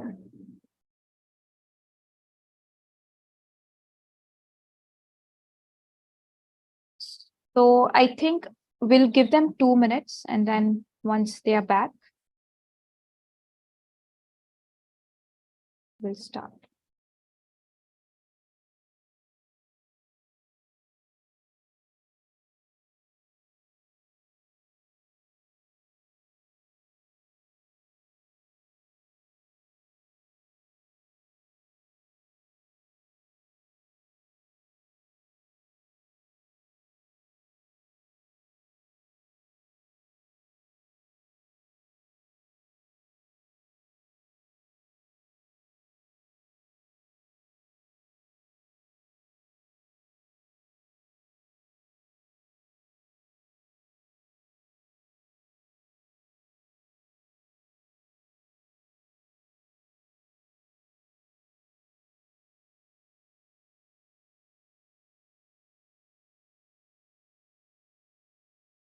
Those who are present here, would you like to join any breakout room? I can move you to the breakout rooms which have just one person. So Karanveer, Suchit, Beenish, Amia, Maliha, Manu, anybody?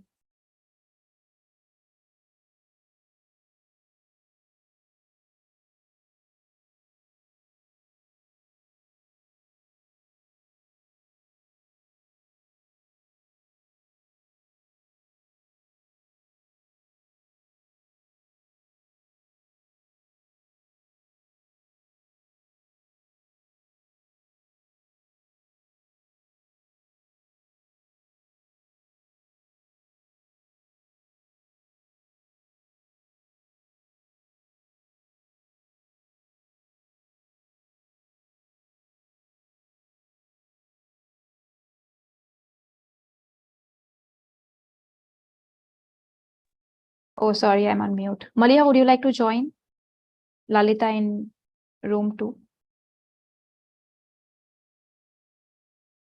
Hey, if I join, my screen share will be stopped. Oh, I see. Okay, no problem, no problem. So I'll move Lalita to the other room, 10. I'll move Lalita to 10. Okay.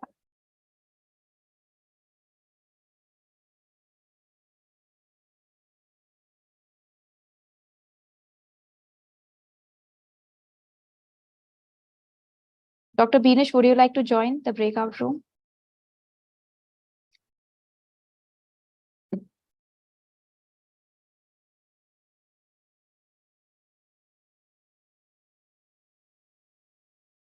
Hi, Duha, how are you?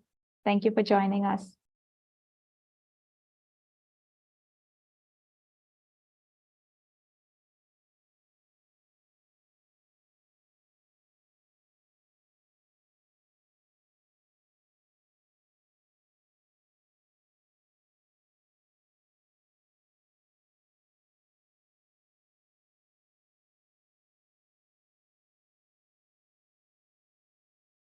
Subha, I have joined the breakout room Okay. and now I return back.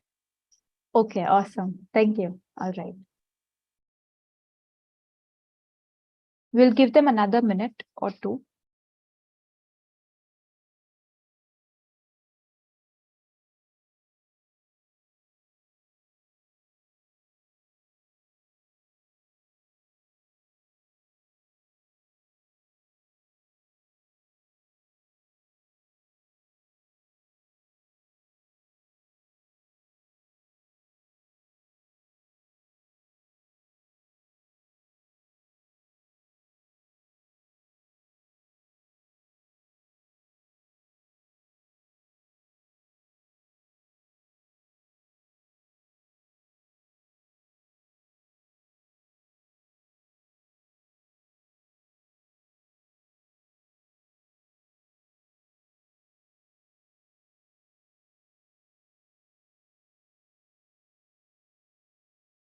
Sneh, shall we close all the breakout rooms and Yeah, continue?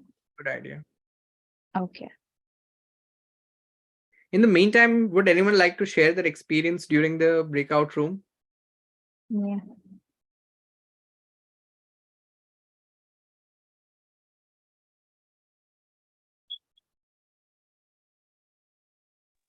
I would. So personally, like I had a breakout session with Yash sir. So like what I get it personally is like you have to be very prepared when you just have a word with a chief resident or a resident director. So you have to be very prepared, like what you are talking to on what, or if you are like interested in surgery, you have to be very specific, like what kind of surgery and like what are your basic interests. So that's really like a very good thing. Thank you once again, sir.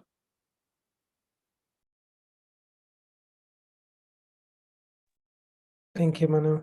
Yeah, it was nice talking to Manu, and I'm glad that he also gave me some feedback on based on my conversation with him. So he did tell me that it was good to involve it was good to kind of introduce yourself and start the conversation by asking them how you're doing or how's everything going so far, so that you set the tone and then you can proceed further with your targeted agenda for the most part and the reason why you are talking to them.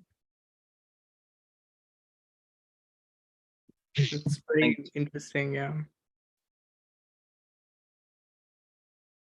Yeah, go ahead. Anyone else?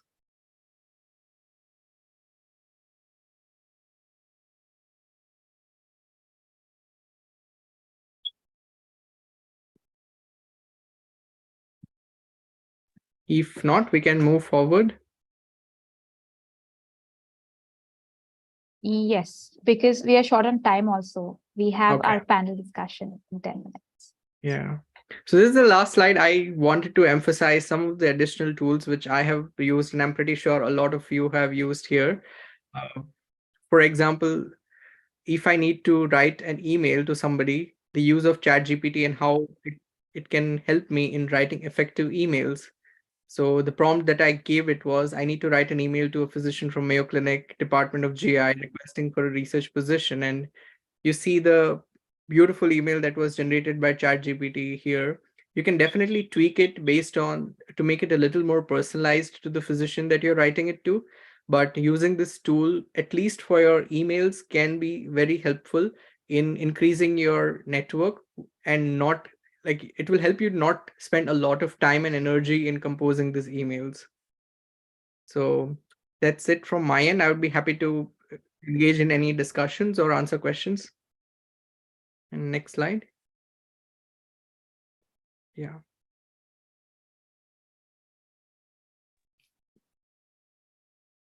Thank you, So everyone. again,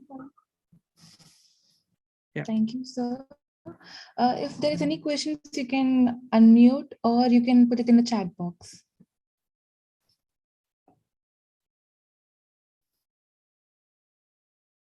In the meanwhile, I would really like to say it was such an amazing session, because we as medical students, we are only concentrated on getting marks or passing USMLE steps, but we tend to forget our own personality development, how we should approach and how we should express in a crowd, or how should we meet people, socialize ourselves.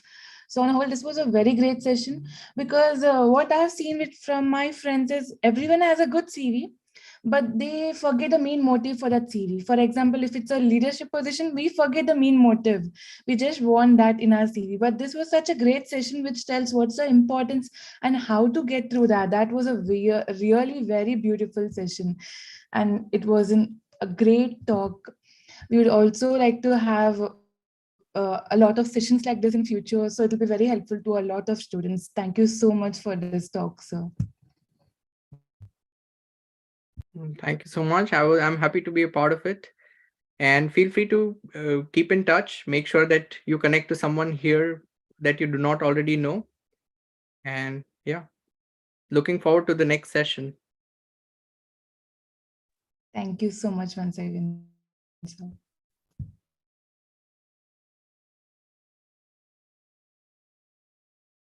Are we taking a 10-minute break now before we start the panel discussion? Yes. Okay. So we're going to have a 10-minute short break. And in the meanwhile, Dr. Manu will be will be giving a small gist about all our promotional partners. Manu, over to you. Thank you so much, Lalita. So let's. I would like to introduce our collaboration partners. So I would like to personally acknowledge the contribution of our partners who support and collaboration and have this event possible. So the very first collaboration, IASS, International Association of Student Surgical Society. This IASS serves an essential function in the field of surgery. They encourage surgical exposure, interest, leadership, along with we have education at pre-specialist level, and so in doing molds the world's next generation of surgeons. IASS aims to unite the world's existing student surgical interest groups, facilitate the creation of the new ones, and ensure every aspiring surgeon around the world who has this opportunity to connect with the like-minded individuals locally and internationally. The second, Auto Research Initiative. This is a free research initiative to help international medical students and graduates venture into the research and become published authors. We aim to publish in only the PubMed index journals and most projects and completed from the drafts to submission with a span of 4 to 5 months. The third, Boston Congress of Public Health. The Boston Congress of Public Health, BCPH, is a dynamic 501 non-profit profit organization that seeks to democratize public health through the lens of the social justice. BCPH realizes this mission through the BCPH Studio, Academy, and Policy Advocacy arms, which transcends the traditional boundaries of academia and medicine and supports the next generation of public health thought and leaders committed to the social justice. At Medilens, they have a vision to provide a free platform for both the authors and readers who are in the medical schools and looking out to share and read medical and health related content. From beginning, we decided not to ask publishing charges. Then we wish to content features in the blogs, newsletters, and the magazines. They encourage students to participate in their sponsored academic or non-academic events, and they can access it through the event page on the social media platform of Medilens. Med Student Network. Med Student Network is an international organization that aims to build a global community that allows medical students and doctors from different countries to connect, grow, and research together. Project IMG. Project IMG is an exclusive network connecting, resourcing, and support international medical students and graduates. Project IMG has a mission is to connect the medical students, graduates, and physicians to collectively advance the equality in the medical education globally. RayMed Kenya, PRMP, PRMP is a French NGO created about 30 years ago that aims to improve the availability, affordability, quality, rational use of medicines in developing countries through the exchange of the information, training of the healthcare professional, and awareness raising. The eighth, Fellows in the Medicine and Research, FMR, Medicine and Research, founded with a purpose to promote and foster research and its integration with the medicine along with the healthcare in the global perspective. FMR aims to nurture healthcare students with a research advocacy and medical knowledge for generating evidence-based research outcomes. International Journal of Medical Students, IJMC, MS, sorry. The International Journal of Medical Students is an open access, peer-reviewed scientific journal that publishes original research in the field of medicine. The International Journal was created in 2009 and it was positioned as longest standing, non-interrupted international journal of medical students with highest impact diversity of authors and editors visibility in the world. The journal shares the scientific outcome and experiences of medical students, including the MBBS students, MD students, DO students, MSTP students, MD, MSc students, and MD, PhD students, as well as recently graduated physicians from all across the world. The objective of the journal is to be leading platform for the early career scientific medical research. The 10th, INHORSE International. INHORSE International, an international medical research community, mainly focuses and performs interdisciplinary and basic research work to provide the scientific training for research among medical students and young doctors from all across the globe through its community and student group. Additionally, they work together independently, devoid of the external influences, and non-profitable organizations contributing to the evolution of the scientific community. 11th promotional Global Association of International Medical Student Mauritius, Global Association of Indian Medical Student in, like, it's a think tank for issues of the medical students to provide an efficient education to Indian medical students to be best in the world by working all government, private, deemed autonomous medical institution and colleges, academicians, leaders, its non-political associations, working constantly engaging global medical academicians and educators in bringing efficient and quality education by abiding the government regulation, and is to present a think tank suggestions to concerned authorities to provide best health care to the citizen of India and around the world. Global Neuroscience Association. Their aim is to make a neuroscience engaging and fun with the events and educational content. Over the past months, Global Neuroscience Association has surfaced as one kind research platform dispensing and incorporating research into their curriculums. Project IMGs. Project IMG is an exclusive network connecting research and supporting international medical students and graduates. Project IMG is a mission to connect medical students, graduate, and physicians to collectively advance equality in the medical education globally. So your commitment to promoting this event is greatly, greatly appreciated, and we would grateful for this opportunity to work together towards a common goal. So thank you so much once again, and would like to forward to your continued support and participation in our future endeavors. Thank you so much, everyone.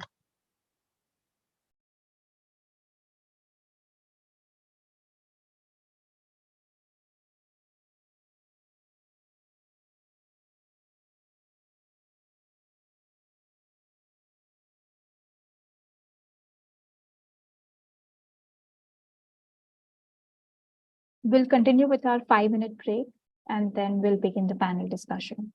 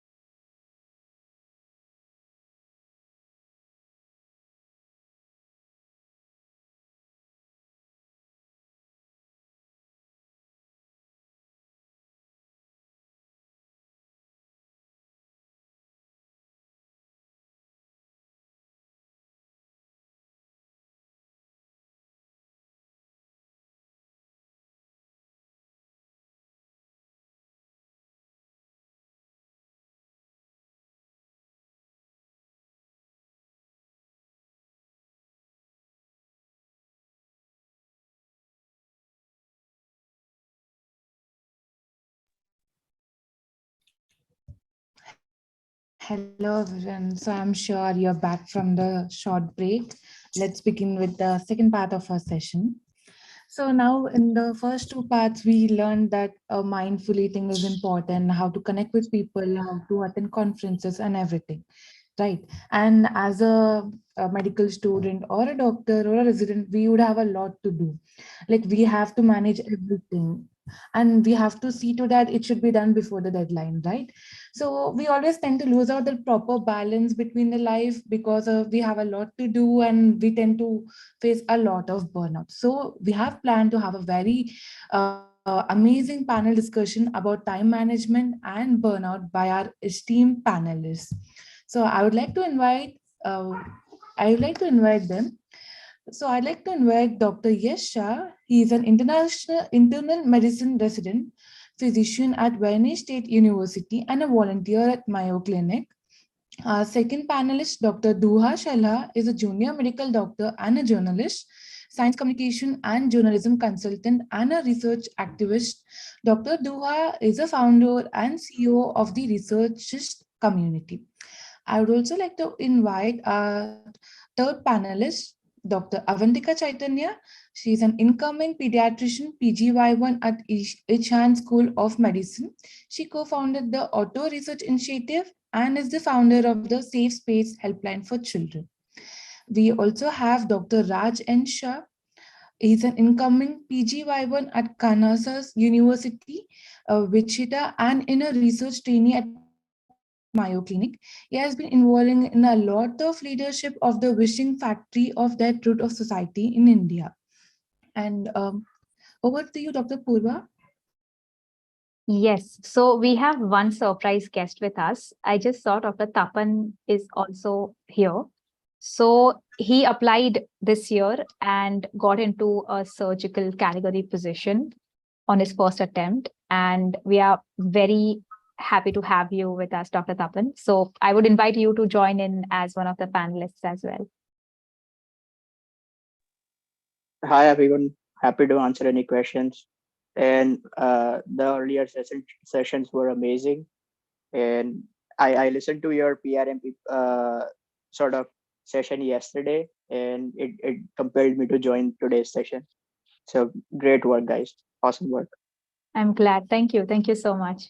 And also, Dr. Avantika is running a bit late. Her car broke, so she will join as soon as possible. She's just getting home. Okay, so we can move on with the first question.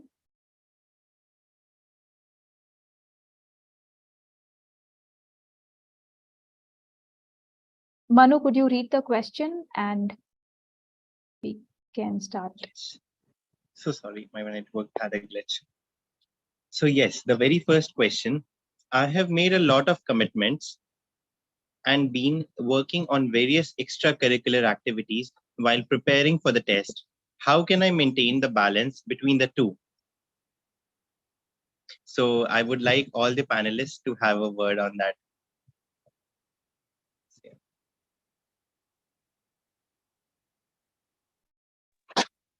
I would actually like to take this one first, if that's fine. So when asked during our interviews, what are the limitations of ourselves, then one of my limitations is that I tend to take up a lot on my plate and have been trying to cut down. And one of the things that I learned was to prioritize, know what is important at that particular time. It's not necessary that a particular thing will be the most important thing for you at all times of the year. So give your all in that particular month, prioritize something, and then move on to the next thing.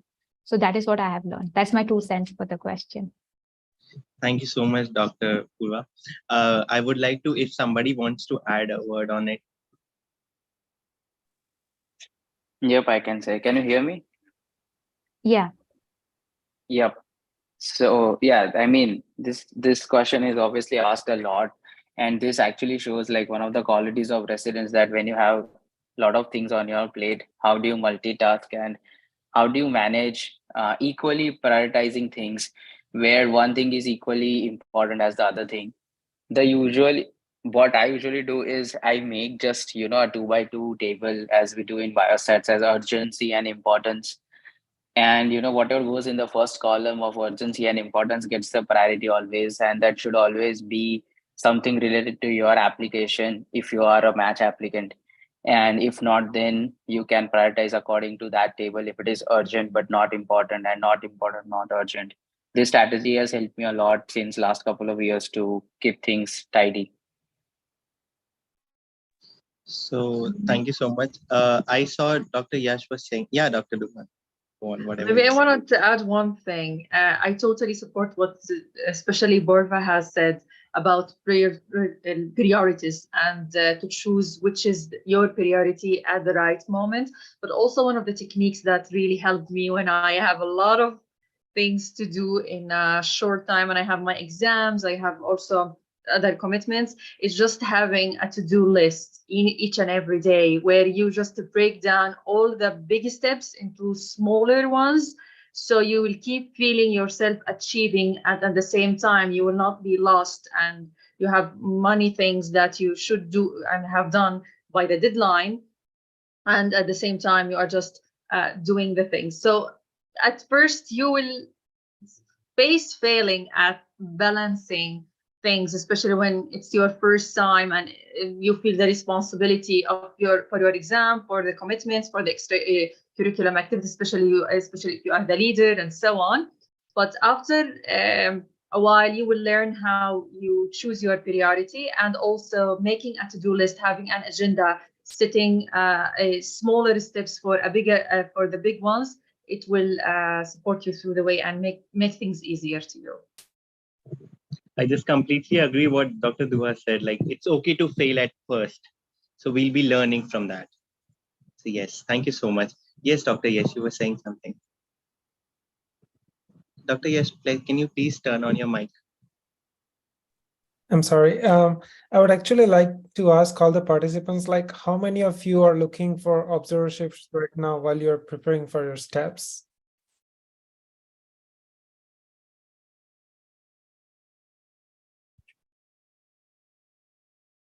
So now we have some people who are doing that. So now I want you to think about it, like, when are you planning to do the observership, and is it important for you to look into it right now, or are you just nervous about finding an observership or elective and you're just wasting time and not actively sending emails or applying to it?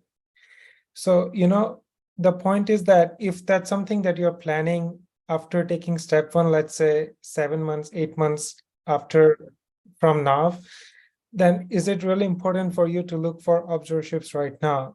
Or are you just spending time which you could probably invest in other important activities that you could be doing right now, and that could be actually helping you? So, it's very important, like everyone said, to prioritize your tasks and then spend time accordingly.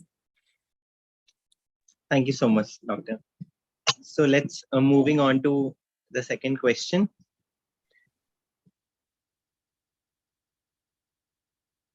Next slide, please. So yes, how can an international medical graduate proactively identify signs of stress and burnout during the journey of preparing for the licensing exam and starting their medical careers in the new country? So when there are two kinds of people for the most part, some people, they are able to recognize that I am not being myself and there's something off which is kind of bothering me. And there will be people who might be having different emotions, but they might not tell that something is going off. I would like to give a very simple example here. Let's say that you have been preparing for a test for about 7-8 months and you feel like you are not at par for taking the test, or you're not totally prepared, and your mom keeps calling you for dinner time, and then you kind of get mad at her, like, hey, give me some time, I'll be there. Like, would you normally do that if you are not preparing for the test, or if you're not overwhelmed with something? So for someone who cannot identify those stressors, these are some of the signs where you can reflect upon, like, why am I being cranky, or why am I reacting differently to something which I would not normally do? And this could tell you that these are some early signs of burnout that you can identify, and then you can talk to your family, your mentors, as to how to deal with this. And it's always a good idea to slow down and reflect that how can I take care of it in a better way. Thank you, Doctor. Is there any panelist who want to have a word or say on that? Yeah, I would like to add to it. So for me, the most objective method to identify stress was my BMI, because I had like I eat a lot when I'm stressed out, and you kind of lose the track of what you are doing with respect to your daily schedules of sleeping, eating, while you are preparing and trying to achieve a goal. So I would say, um, like, it was my mistake that I considered it to be temporary phenomenon, because once it gets into your habit, it's very hard to get over it, especially the sleeping and eating part. So that would be the earliest sign to watch your weight and your regular sleep cycle, and try to manage that proactively, and along with prioritizing your preparations. Thank you, Dr. Tapan. So if there is no words, we can move to this third question. Thank you. As an international medical graduate, how have you sought mentorship or support systems to help and navigate the challenges of time management, stress management, and burnout prevention? Okay, so for this question, actually, one of the things that I have learned through the way, especially in times of intense stress with exams and other commitments, is that there is I know there is a support system outside you, and we will talk about it later on, but there is a system that you should build inside yourself, the self-talk that you do each and every day, how you spend thinking about yourself and your abilities of doing things. You should be your first supporter, because if everyone around you saying yeah, you will do it, they support you, they help you with some tasks, you can delegate, you have some colleagues where you can work with and they are really helpful and support you and understanding your situation if you are going to exams and so on. But the most important thing, the system inside you that's keeping yourself inside really strong and resilient, and just having that let's say that voice inside you that it's okay, if I fail this time, I can do it better next time. And also for the second part, which is the outside support system or the mentorship, absolutely, you should identify who are your supporters. Maybe family, maybe your mom, or maybe family could be a source of stress. Friends, doing workout. For me, just I used to keep working out inside my schedule, so I just don't lose my mind in days of exams and so on, or maybe playing music or just going out, going to the nature.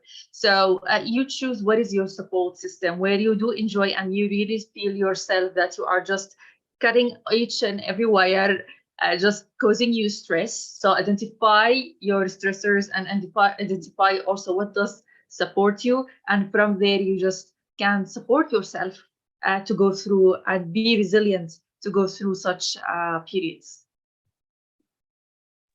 That brings me to another question, Dr. Dua. How to overcome the procrastination? Okay, not the best person to ask how to overcome that, but we sometimes do that because in our minds we keep telling ourselves, yeah, I have time. There's still 2 weeks for the deadline. But as I said earlier, just breaking down the bigger step for smaller steps, and you just, like, for example, if I have an assignment, it's like 2 weeks away, and or so I used to just break it down into smaller phases. So when the deadline arrived, like we still have 2 to 3 days, I just have to do the finalizing and just to send it. So, or maybe also just if the deadline, for example, is the 15th of June, set a deadline for yourself. It's like to be the 30th of June or like the 10th of June. So you will not be messed up and finding yourself submitting after the deadline. Also, sometimes with a lot of commitments, a lot of things will be just like messed up, but having a to-do list and just prioritizing what is important now, what is less important, and so on. Learning how to do this will save you as much as possible from doing this procrastination thing. So maybe these techniques would help. Thank you, Dr. Duva. I would like to invite any of the panelists if you want to give word on it. Another thing about procrastination, what I typically do for myself is that if I have a task that's going to take less than 5 to 10 minutes, I do it immediately. I wouldn't wait for it to do it later, because those 10 minutes keeps piling up. And then at the end of the day, you'll realize that the deadlines are approaching and you might miss out on some important details, or you might miss the deadline altogether. So, if it's something that you can do at the same time, try to get it done. If procrastination is your habit, it might be difficult to break that pattern, but it will help you in the long term immensely. Thank you, Dr. Yash. Is there anyone else? I would like to pitch in for the support system part. I loved what Tuha said, that we are our own support system. And if we have a group of friends or even a group of seniors who have been through the same things that we are going through right now, they might be able to provide a very good insight about how they coped up with their issues. So that can help us in turn. So that is. Thank you so much, Dr. Purva. So if nothing, we can proceed. Moving on to the question number 4. What are some practical ways in which international medical graduates can create a supportive study environment and establish healthy study routines that promotes both productivity and well-being? Dr. Raj. Oh, absolutely. I love talking about support system and creating a healthy study routines. So just giving a personal example, this is what I did. First of all, have people who are not preparing or who are not medical students. It's so important. And also, I mean, they are also preparing for some kind of competitive exam, probably pair up with someone who is preparing for NEET, PG, or some other national entrance exam. You need to have someone who you can talk to about your schedules, but don't necessarily compete with what they are doing. This is like one of the most common things which I have encountered amongst my colleagues is like, oh, you solved 80 questions a day, I could solve only 40 questions a day. And that just creates a negative atmosphere that somewhere then you start comparing your study paces, your grasping power in everything. So it's extremely important to have people around you, those who have already done with the steps, probably your seniors or your juniors, and also study with them. It's not like you have engineering friends and probably if they are preparing for a competitive exam, good for you. But have people around you who you can talk to about your schedule, but not necessarily about medical things, because you don't want to compete with anyone except your own pace and your own schedules and timelines. That's just one of the ways which I found very effective and very in the long run it helped me in all my steps. And the second part of the question is the healthy study routines.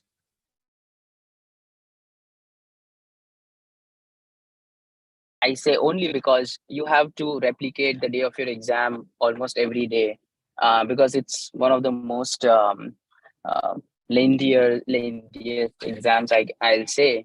So the study routine. Hello.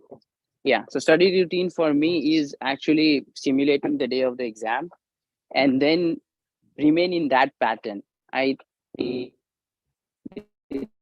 which has breaks already as you want to take breaks in your exam, and also as a panelist previously said, incorporate breaks as a part of your routine. That's the very healthy study routine, that you have to take a break when you recognize those stress signs, or when you are already burned out, you thought, oh, I want to take a break. You don't want that situation to happen. So probably 20 minutes of bicycling, cycling down, 20 minutes of jogging, it should be a part of your study schedule. That is equally important for your memory, for your brain to refresh. If you think that breaks, if you are guilty for taking breaks, and you're not like, that, okay, I'll take break, I'll miss out on some portions of my study, that's not going to happen. You need to give your brain at least 7 hours of break, so that whatever you are studying, it settles down somewhere. So making breaks a necessary part of the schedule, for me, that's a healthy study routine. Thank you so much, Dr. Raj. I would request again for the panelists to have a word if anybody wants to. For healthy study routine. Well, I keep changing the place where I study. So you can find me in the garden with a book, or in my living room, bedroom, study room. So that is something that I do. Otherwise, as Raj said, try to study during those hours where your test is. So both these things definitely help me. Yeah. Poojan mentioned Pomodoro as well. So that is a technique. 20 minutes studying, 5-minute break can help us. Maybe I want to add like one thing. Also, I totally support what Raj and Barba has said. Also, just try to, let's say, to define what the resources you will be studying, because sometimes, especially, I remember when I was in medical school, like it was very stressing. Just like we have many resources sometimes, and you just have a month to prepare yourself, or 2 months, or so on. So choose the resources, and choose the ones you are familiar with, because sometimes you choose a resource which you are not familiar with, so you will find yourself more stressed while you're studying, or you find information that you are not really getting into, especially if you were in your clinical rotation and it was not that familiar to you. So define your list of resources, and and also give a timeline for yourself, like this resource, how much time do I need to finish this one and this one and this one. So I think also this one of the things that helped me to just not to stress about getting ready to exams, especially. Thank you so much, everyone. That's a good point. Let's moving on to the yes, Dr. Tapan, minimum resource, maximum revisions for sure. So the fifth question, I often spend a lot of time on a specific topic which disrupts my target for the day, and how can I improve my time management? Dr. Avantika. And to all the panelists. Yeah, she has not joined, unfortunately. We can take it up, no issue. Oh, wow. So I can go ahead for this. So if you are spending a lot of time on a specific topic, it just depends on what stage of prep are you at. And it's very important to allot more time while you're preparing initially, when you just start preparing, because this will happen often that you're preparing for a topic and you end up reading a lot on it because it's difficult for you to understand. But it's going to help in the long run, because it's important to learn all the concepts that you need to know for the specific test that you're taking. And if you think that the specific topic has disrupted your day, what you can do is you can try to fill up the remaining topics that have been left out within the next 2 or 3 days, in a way that you can span like 15-20 minutes more time for the next 2 to 3 days, so that you can kind of cope up with the pace.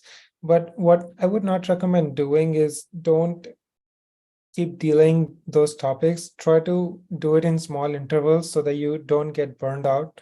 But at the same time, you can also take care of the topic that you have missed out for a particular day that you are going to do it. And things will always pop up. You might have to go to a place where you are not planning to go to, or you might have to do something that you are not supposed to do on a particular day. And so try to always keep break days in your schedule where you can also kind of cope up with everything that has been missed out, because you did enjoy doing something that you're not supposed to do on your work day. So I think that's one way how we can tackle this situation. Thank you, Dr. Yash. Is there any the panelist who wants to say? Yes. Yep, I think the only thing I want to add here is that if I am stuck on a topic and if it is taking a lot of time, I think I'll just this is just my personal suggestion. Just revisit that topic after a break. Take 2-3 days or 4-5 days of break and then revisit it, because there's a very good chance that whatever time your frame of mind is at that moment, you are getting confused, you are in a loop. It's very important to break that loop, probably study some other topic, solve questions from the topics you like, and gain some confidence, and then probably come back to that topic, and but it just becomes very easy, and then you also have the same confidence you can carry on. So this has worked for me for renal. I remember getting stuck a lot of topics in renal physiology. I always used to revise it at like 6 days, 7 days of break. It has worked fine. Yep. Thank you, Dr. Yash. That brings me to a curious questions. To have a break and then to come back to that pace, it takes some times. So how to just overcome that? Yes. So I'll write what is causing that confusion. If I'm stuck on the topic, what is something that I'm not able to understand? Is it a concept, or is it just that part of the whole thing I'm not able to understand at all? I'll write my own explanations of, where I am stuck, where I'm not able to move forward, and then take it again. Obviously, as you said, it might take half an hour more, to set yourself in that rhythm of the topic. But because you are in a new or a refreshed state of mind with respect to that topic, I think it becomes easy to get a new perspective to that or a new angle to that and solve it.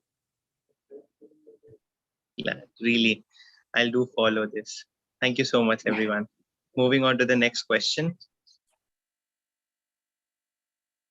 How do you personally handle setbacks and moments of overwhelm during the license examination journey? And what advice do you have on maintaining resilience in the face of adversity, Dr. Yash? So setbacks are very common, especially if you're on a long journey to achieve your goal. There will be setbacks, but what's important here is to not get demotivated by smaller setbacks. Like, if I can say, for example, you have been getting, for example, if you're solving UL question bank and you have been scoring 60% on an average every day, and then there's a day where you score 40% correct questions.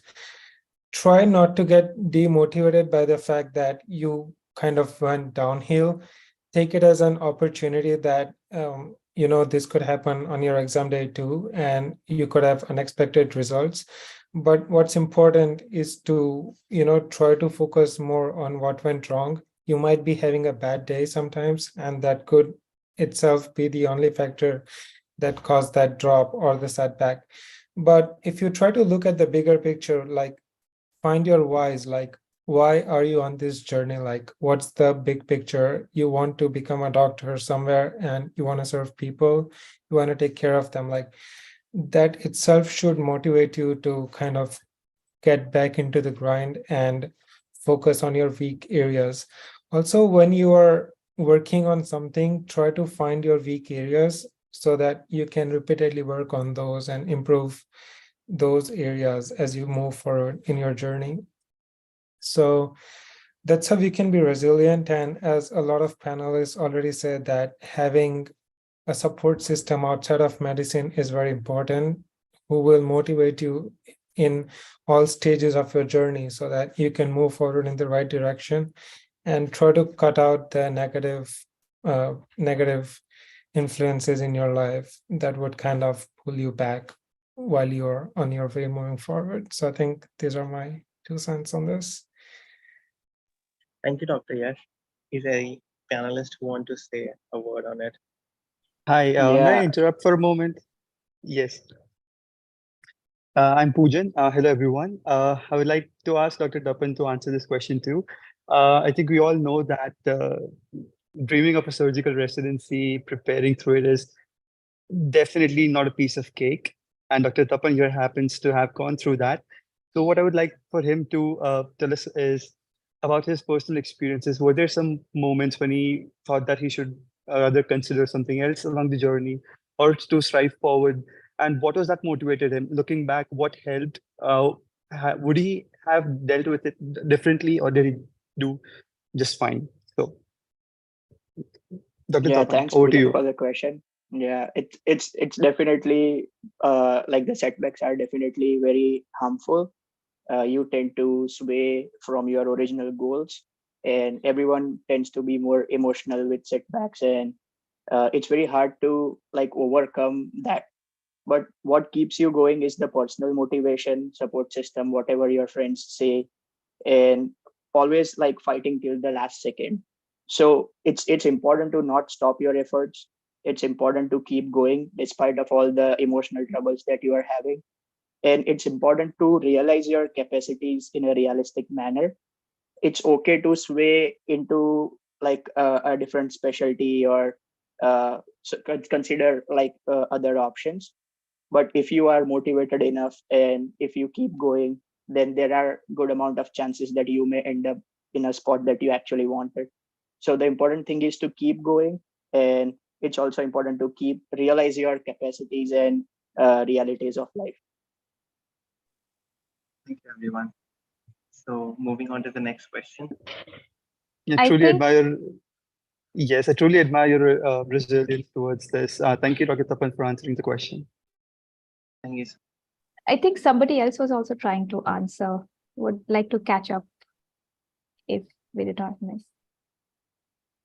Okay, we're good to go. Moving on to the next question. Can you share any specific strategies or techniques or effective goal settings and progress tracking during the USMLE or lab preparation process, ensuring a sense of accomplishment while managing time efficiently, Dr. Raj? Okay, give me a second. Effective goal setting and progress tracking. So I think it's very subjective in the terms of how you manage your timelines.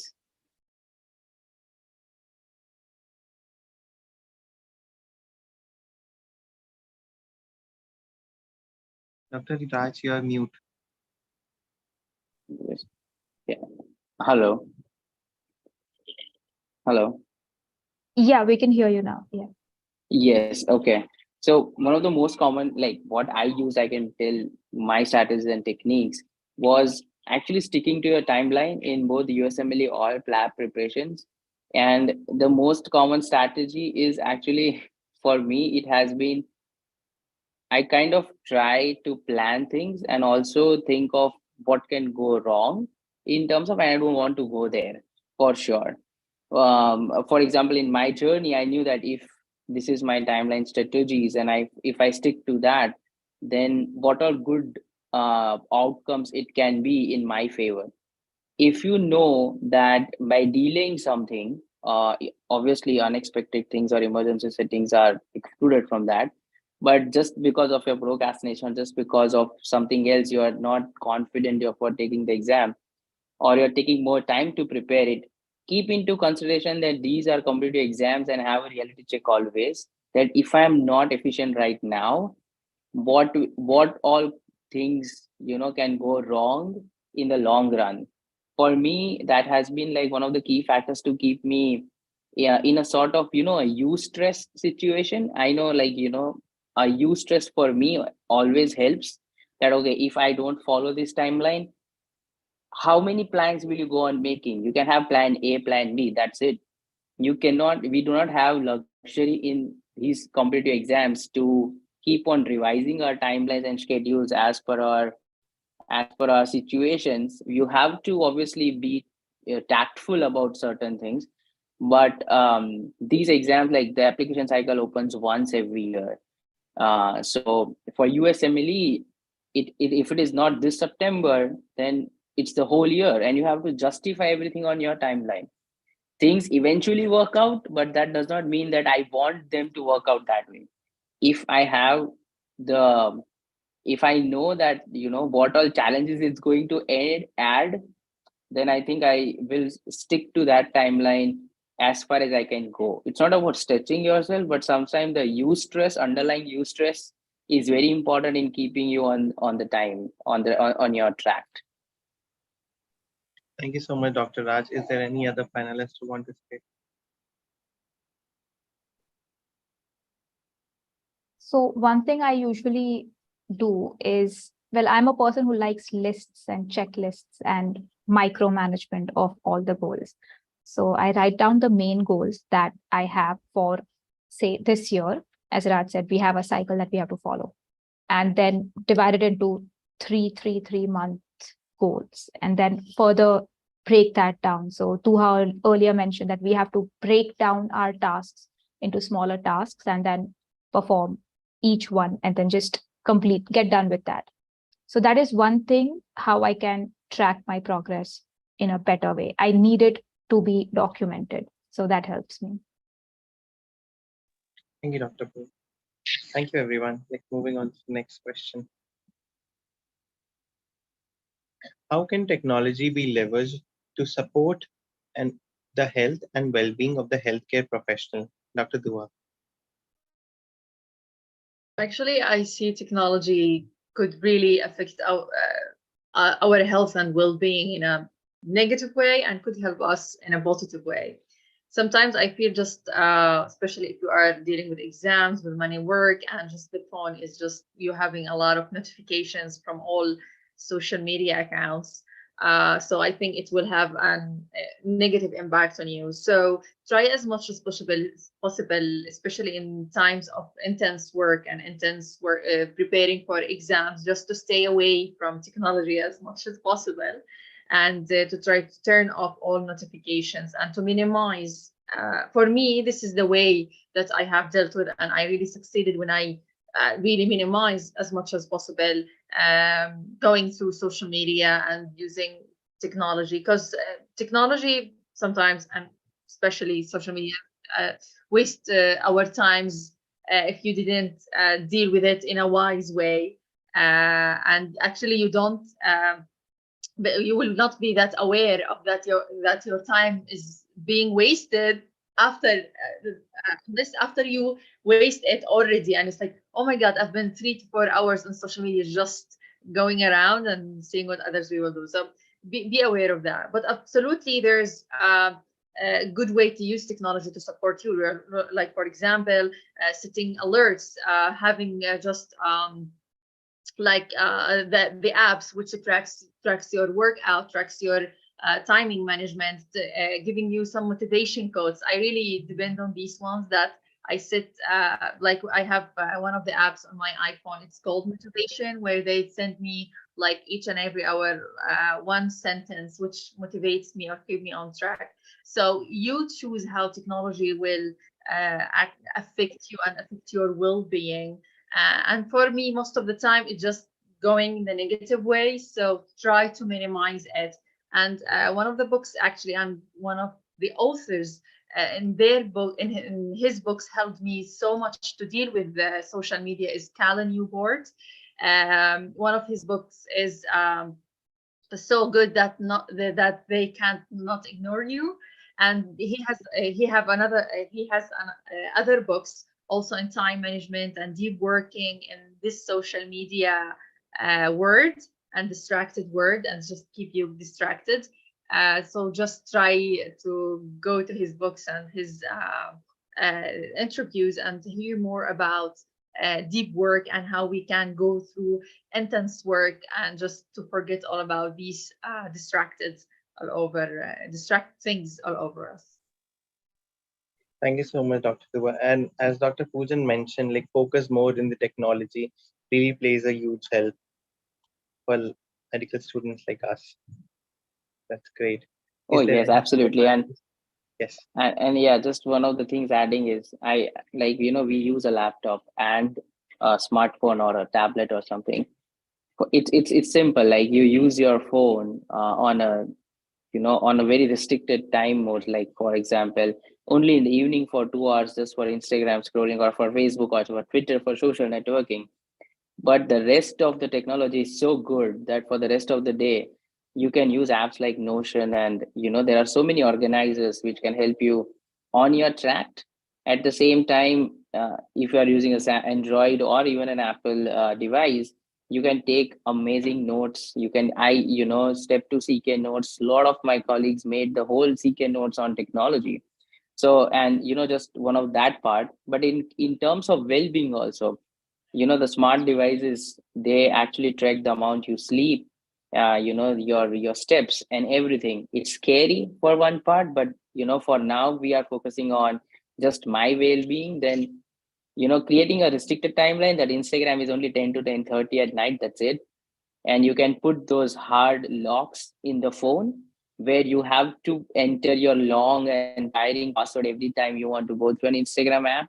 And these kind of things are, hard locks. It's like one of the safety checks which we have in hospitals, which you have overrule every time. I have an app on my phone, so whenever I open Instagram after the restricted time, the password set there was match March 2023. As soon as you write that password, you are like, okay, you are in a guilt trip already.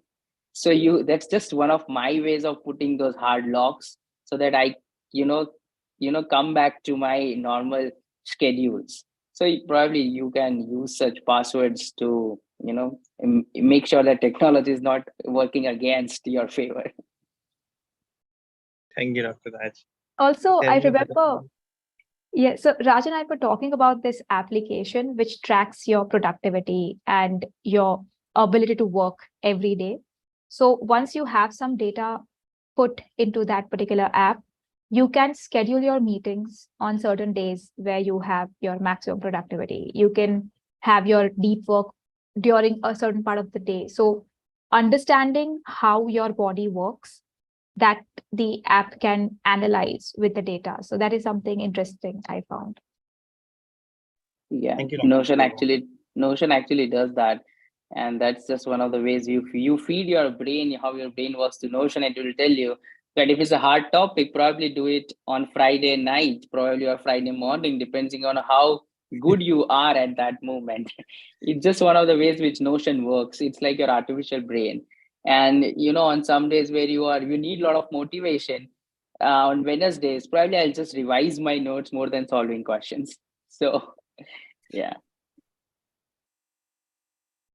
Even Dr. Tapan mentioned like these are there are apps to remind you to drink more and more water to be hydrated.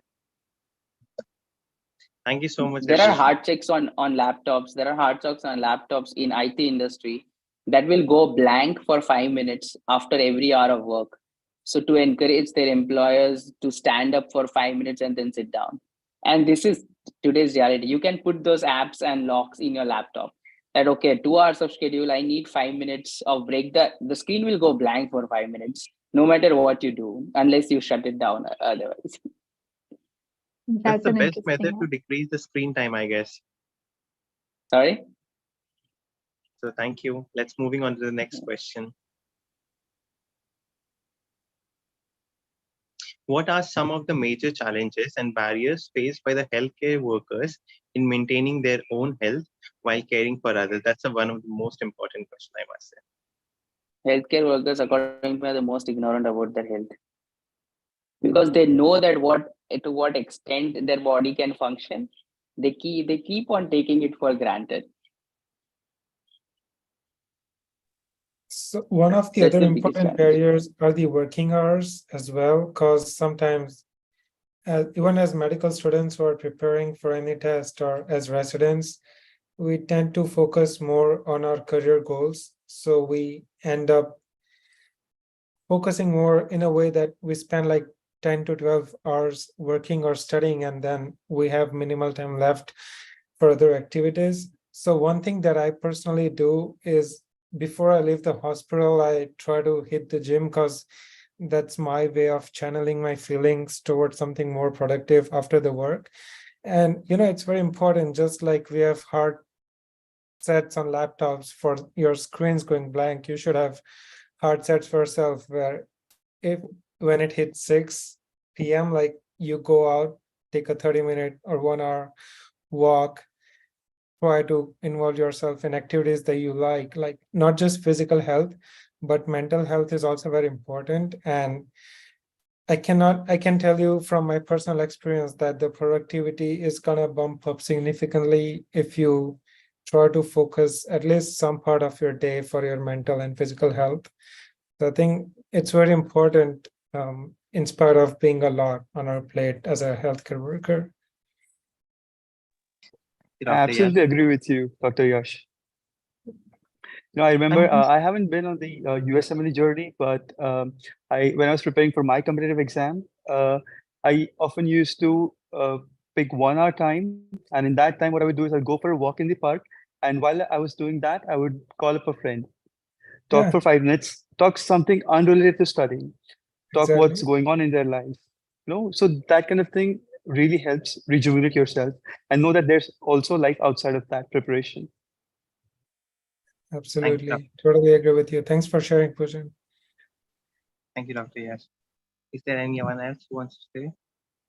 I would also add to what Pujan said that we also tend to get socially isolated while we are preparing, especially while we are preparing for any of the tests, which is not good. Like, try to have that dinner table conversation with your family. Like, it's gonna take 15 minutes of your time, which you're gonna spend anyway to have your meal. Like, it's okay to go out once a week, like, try to have evening talks with your friends from school or even med school. And it's going to refresh you, and you will actually end up working more and be more productive once you have that rejuvenation after interacting with people, which we tend to forget while we are studying. Yeah, I agree.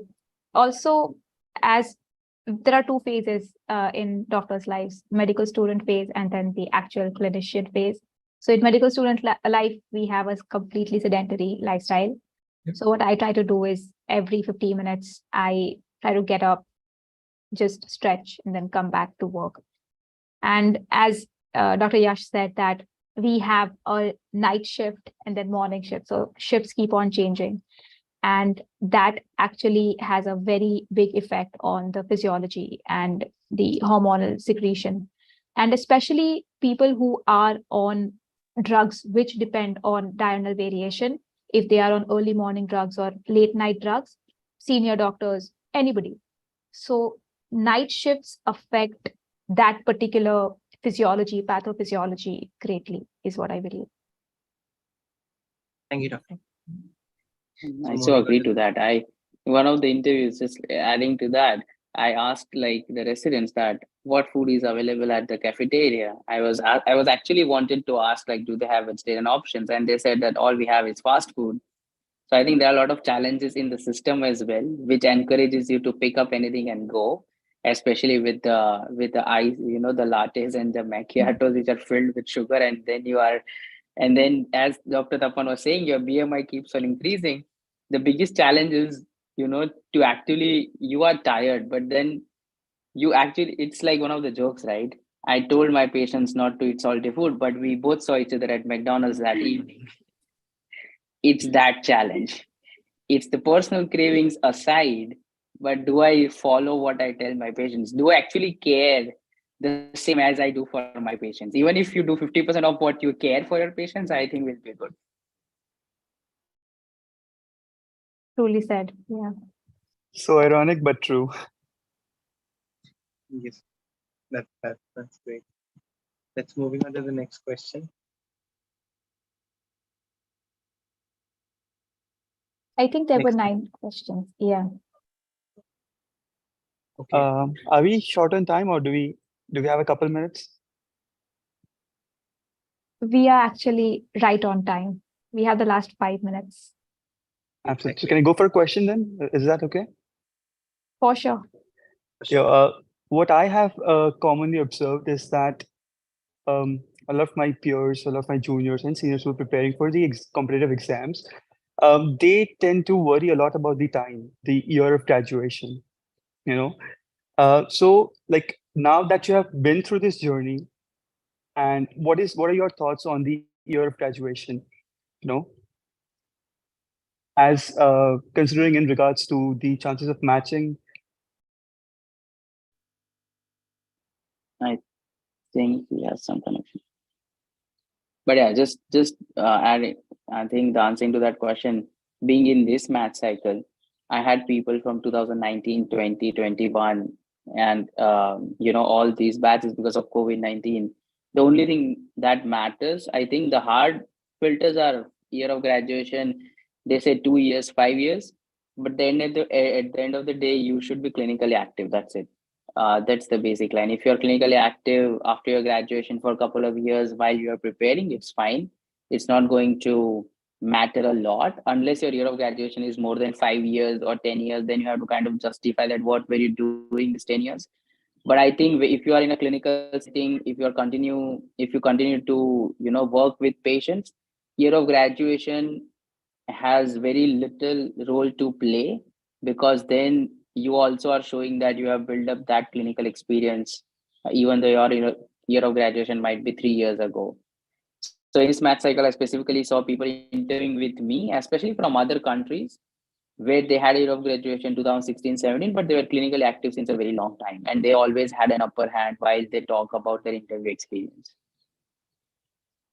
So I would also like to share an experience here. I was rotating at HVI in Detroit last year, and one of my colleagues, she graduated in 2011 from India, and then she has been clinically active, but she kind of went unmatched for 3 cycles, and one cycle was where she actually applied with me. She went unmatched, and this year she applied and she matched into a family medicine residency. So, again, we talked about it that resilience is the key, but at some point it might get difficult for you to match, but it's not impossible. Like, she kept trying every year for 4 years, and she finally got that breakthrough that she needed. So it's very important to keep trying, although we might have different circumstances, especially economically and socially, but it's something that's not impossible. But yeah, YOG could make it a little bit difficult for you to match if it's significantly high, like more than 5 years, as Raj said. Thank you so much, Dr. Yash. I would agree with Yash to the extent that I was interviewing with one program this year for surgery, and my year of graduation was 2021. And there were two of the interviewees that said that you have already graduated 2 years ago, which is pretty long time ago. So it's like the notion No of, way. yeah, like the notion of what the exact YOG filter or their perception is very different from program to program. And what I would suggest is, if you feel that you are an old graduate, then I would suggest you to be more in contact with certain US physicians, be like maybe a research position, and that way you can build contacts, because after a certain point of time, I would suggest that contacts would be much more important compared to your clinical skills. Absolutely. Thank you so much. But yeah, YOG is a very hard filter for some programs. Thank you for sharing your insights on this. I think it'll be really helpful to everyone more attending the conference today.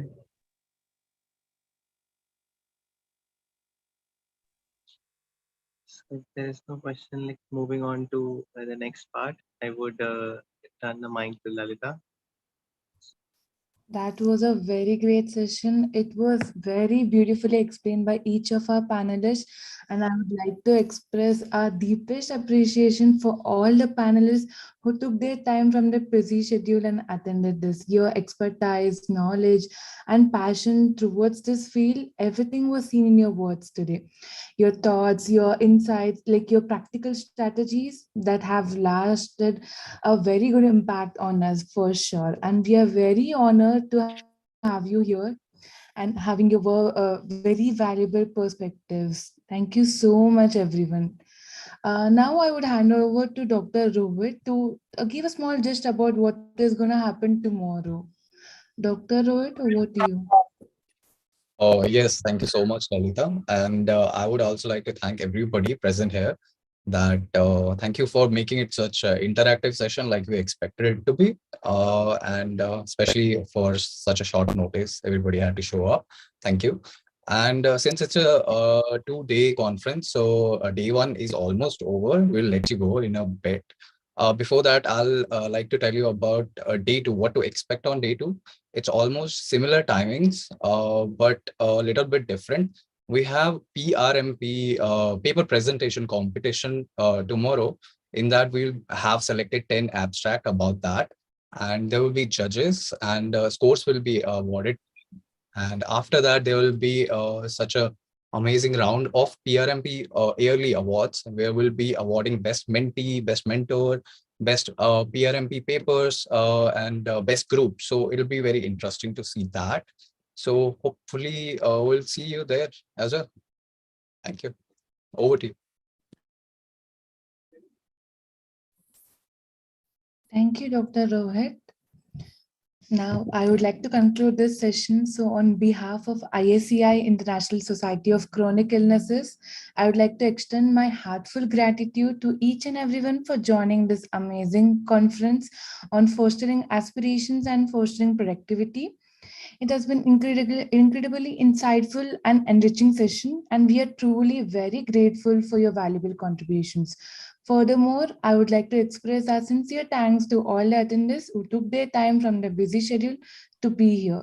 Your presence and active participation have enriched the discussion and brought diverse viewpoints in this table. So the enthusiasm and the engagement you displayed today made this even a more meaningful and impactful. So last but not the least, our heartiest congratulations also goes to our organizing team for meticulously planning and coordinating and bringing this event a success. Your hard work, dedication, and attention to detail have ensured that everything ran smoothly, allowing us to have a productive and memorable panel discussion. It was a very great session, and I would like to see everyone tomorrow. Thank you so much. I would also like to add here that, and I would also like to thank Purva and her entire team for organizing this event. I knew her through the PRMP mentorship program, and she has been a great help. And I was also very lucky to work with one of her mentors. She's not here, but her name is Alishba. And that's when I started actually working on more research projects. So thank you so much for everything that you're doing for us. Thank you. Thank you so much, Dr. Yash. And also, you are helping a lot of IMGs, I believe, through your Instagram channel. So that notion of just helping each other is amazing. Definitely. And everyone who is present here, I have shared my email. Please feel free to reach out if I can help you in any way, shape, or form. I'll be more than happy to do that. Thank you. Yeah. Thank you so much, Dr. Purva. I would like to express a heartfelt gratitude, first of all, her to giving this opportunity. And I'm really highly obliged to each and every panelist. Thank you so much for such an amazing session. And once again, thank you for the organizing team for this wonderful opportunity. See you super soon and hope that we can have more number of webinars with you guys. Thank you so much, everyone. Take care, everyone. Wish you a blessed night. Bye-bye. Thank you. Bye. Have a good night.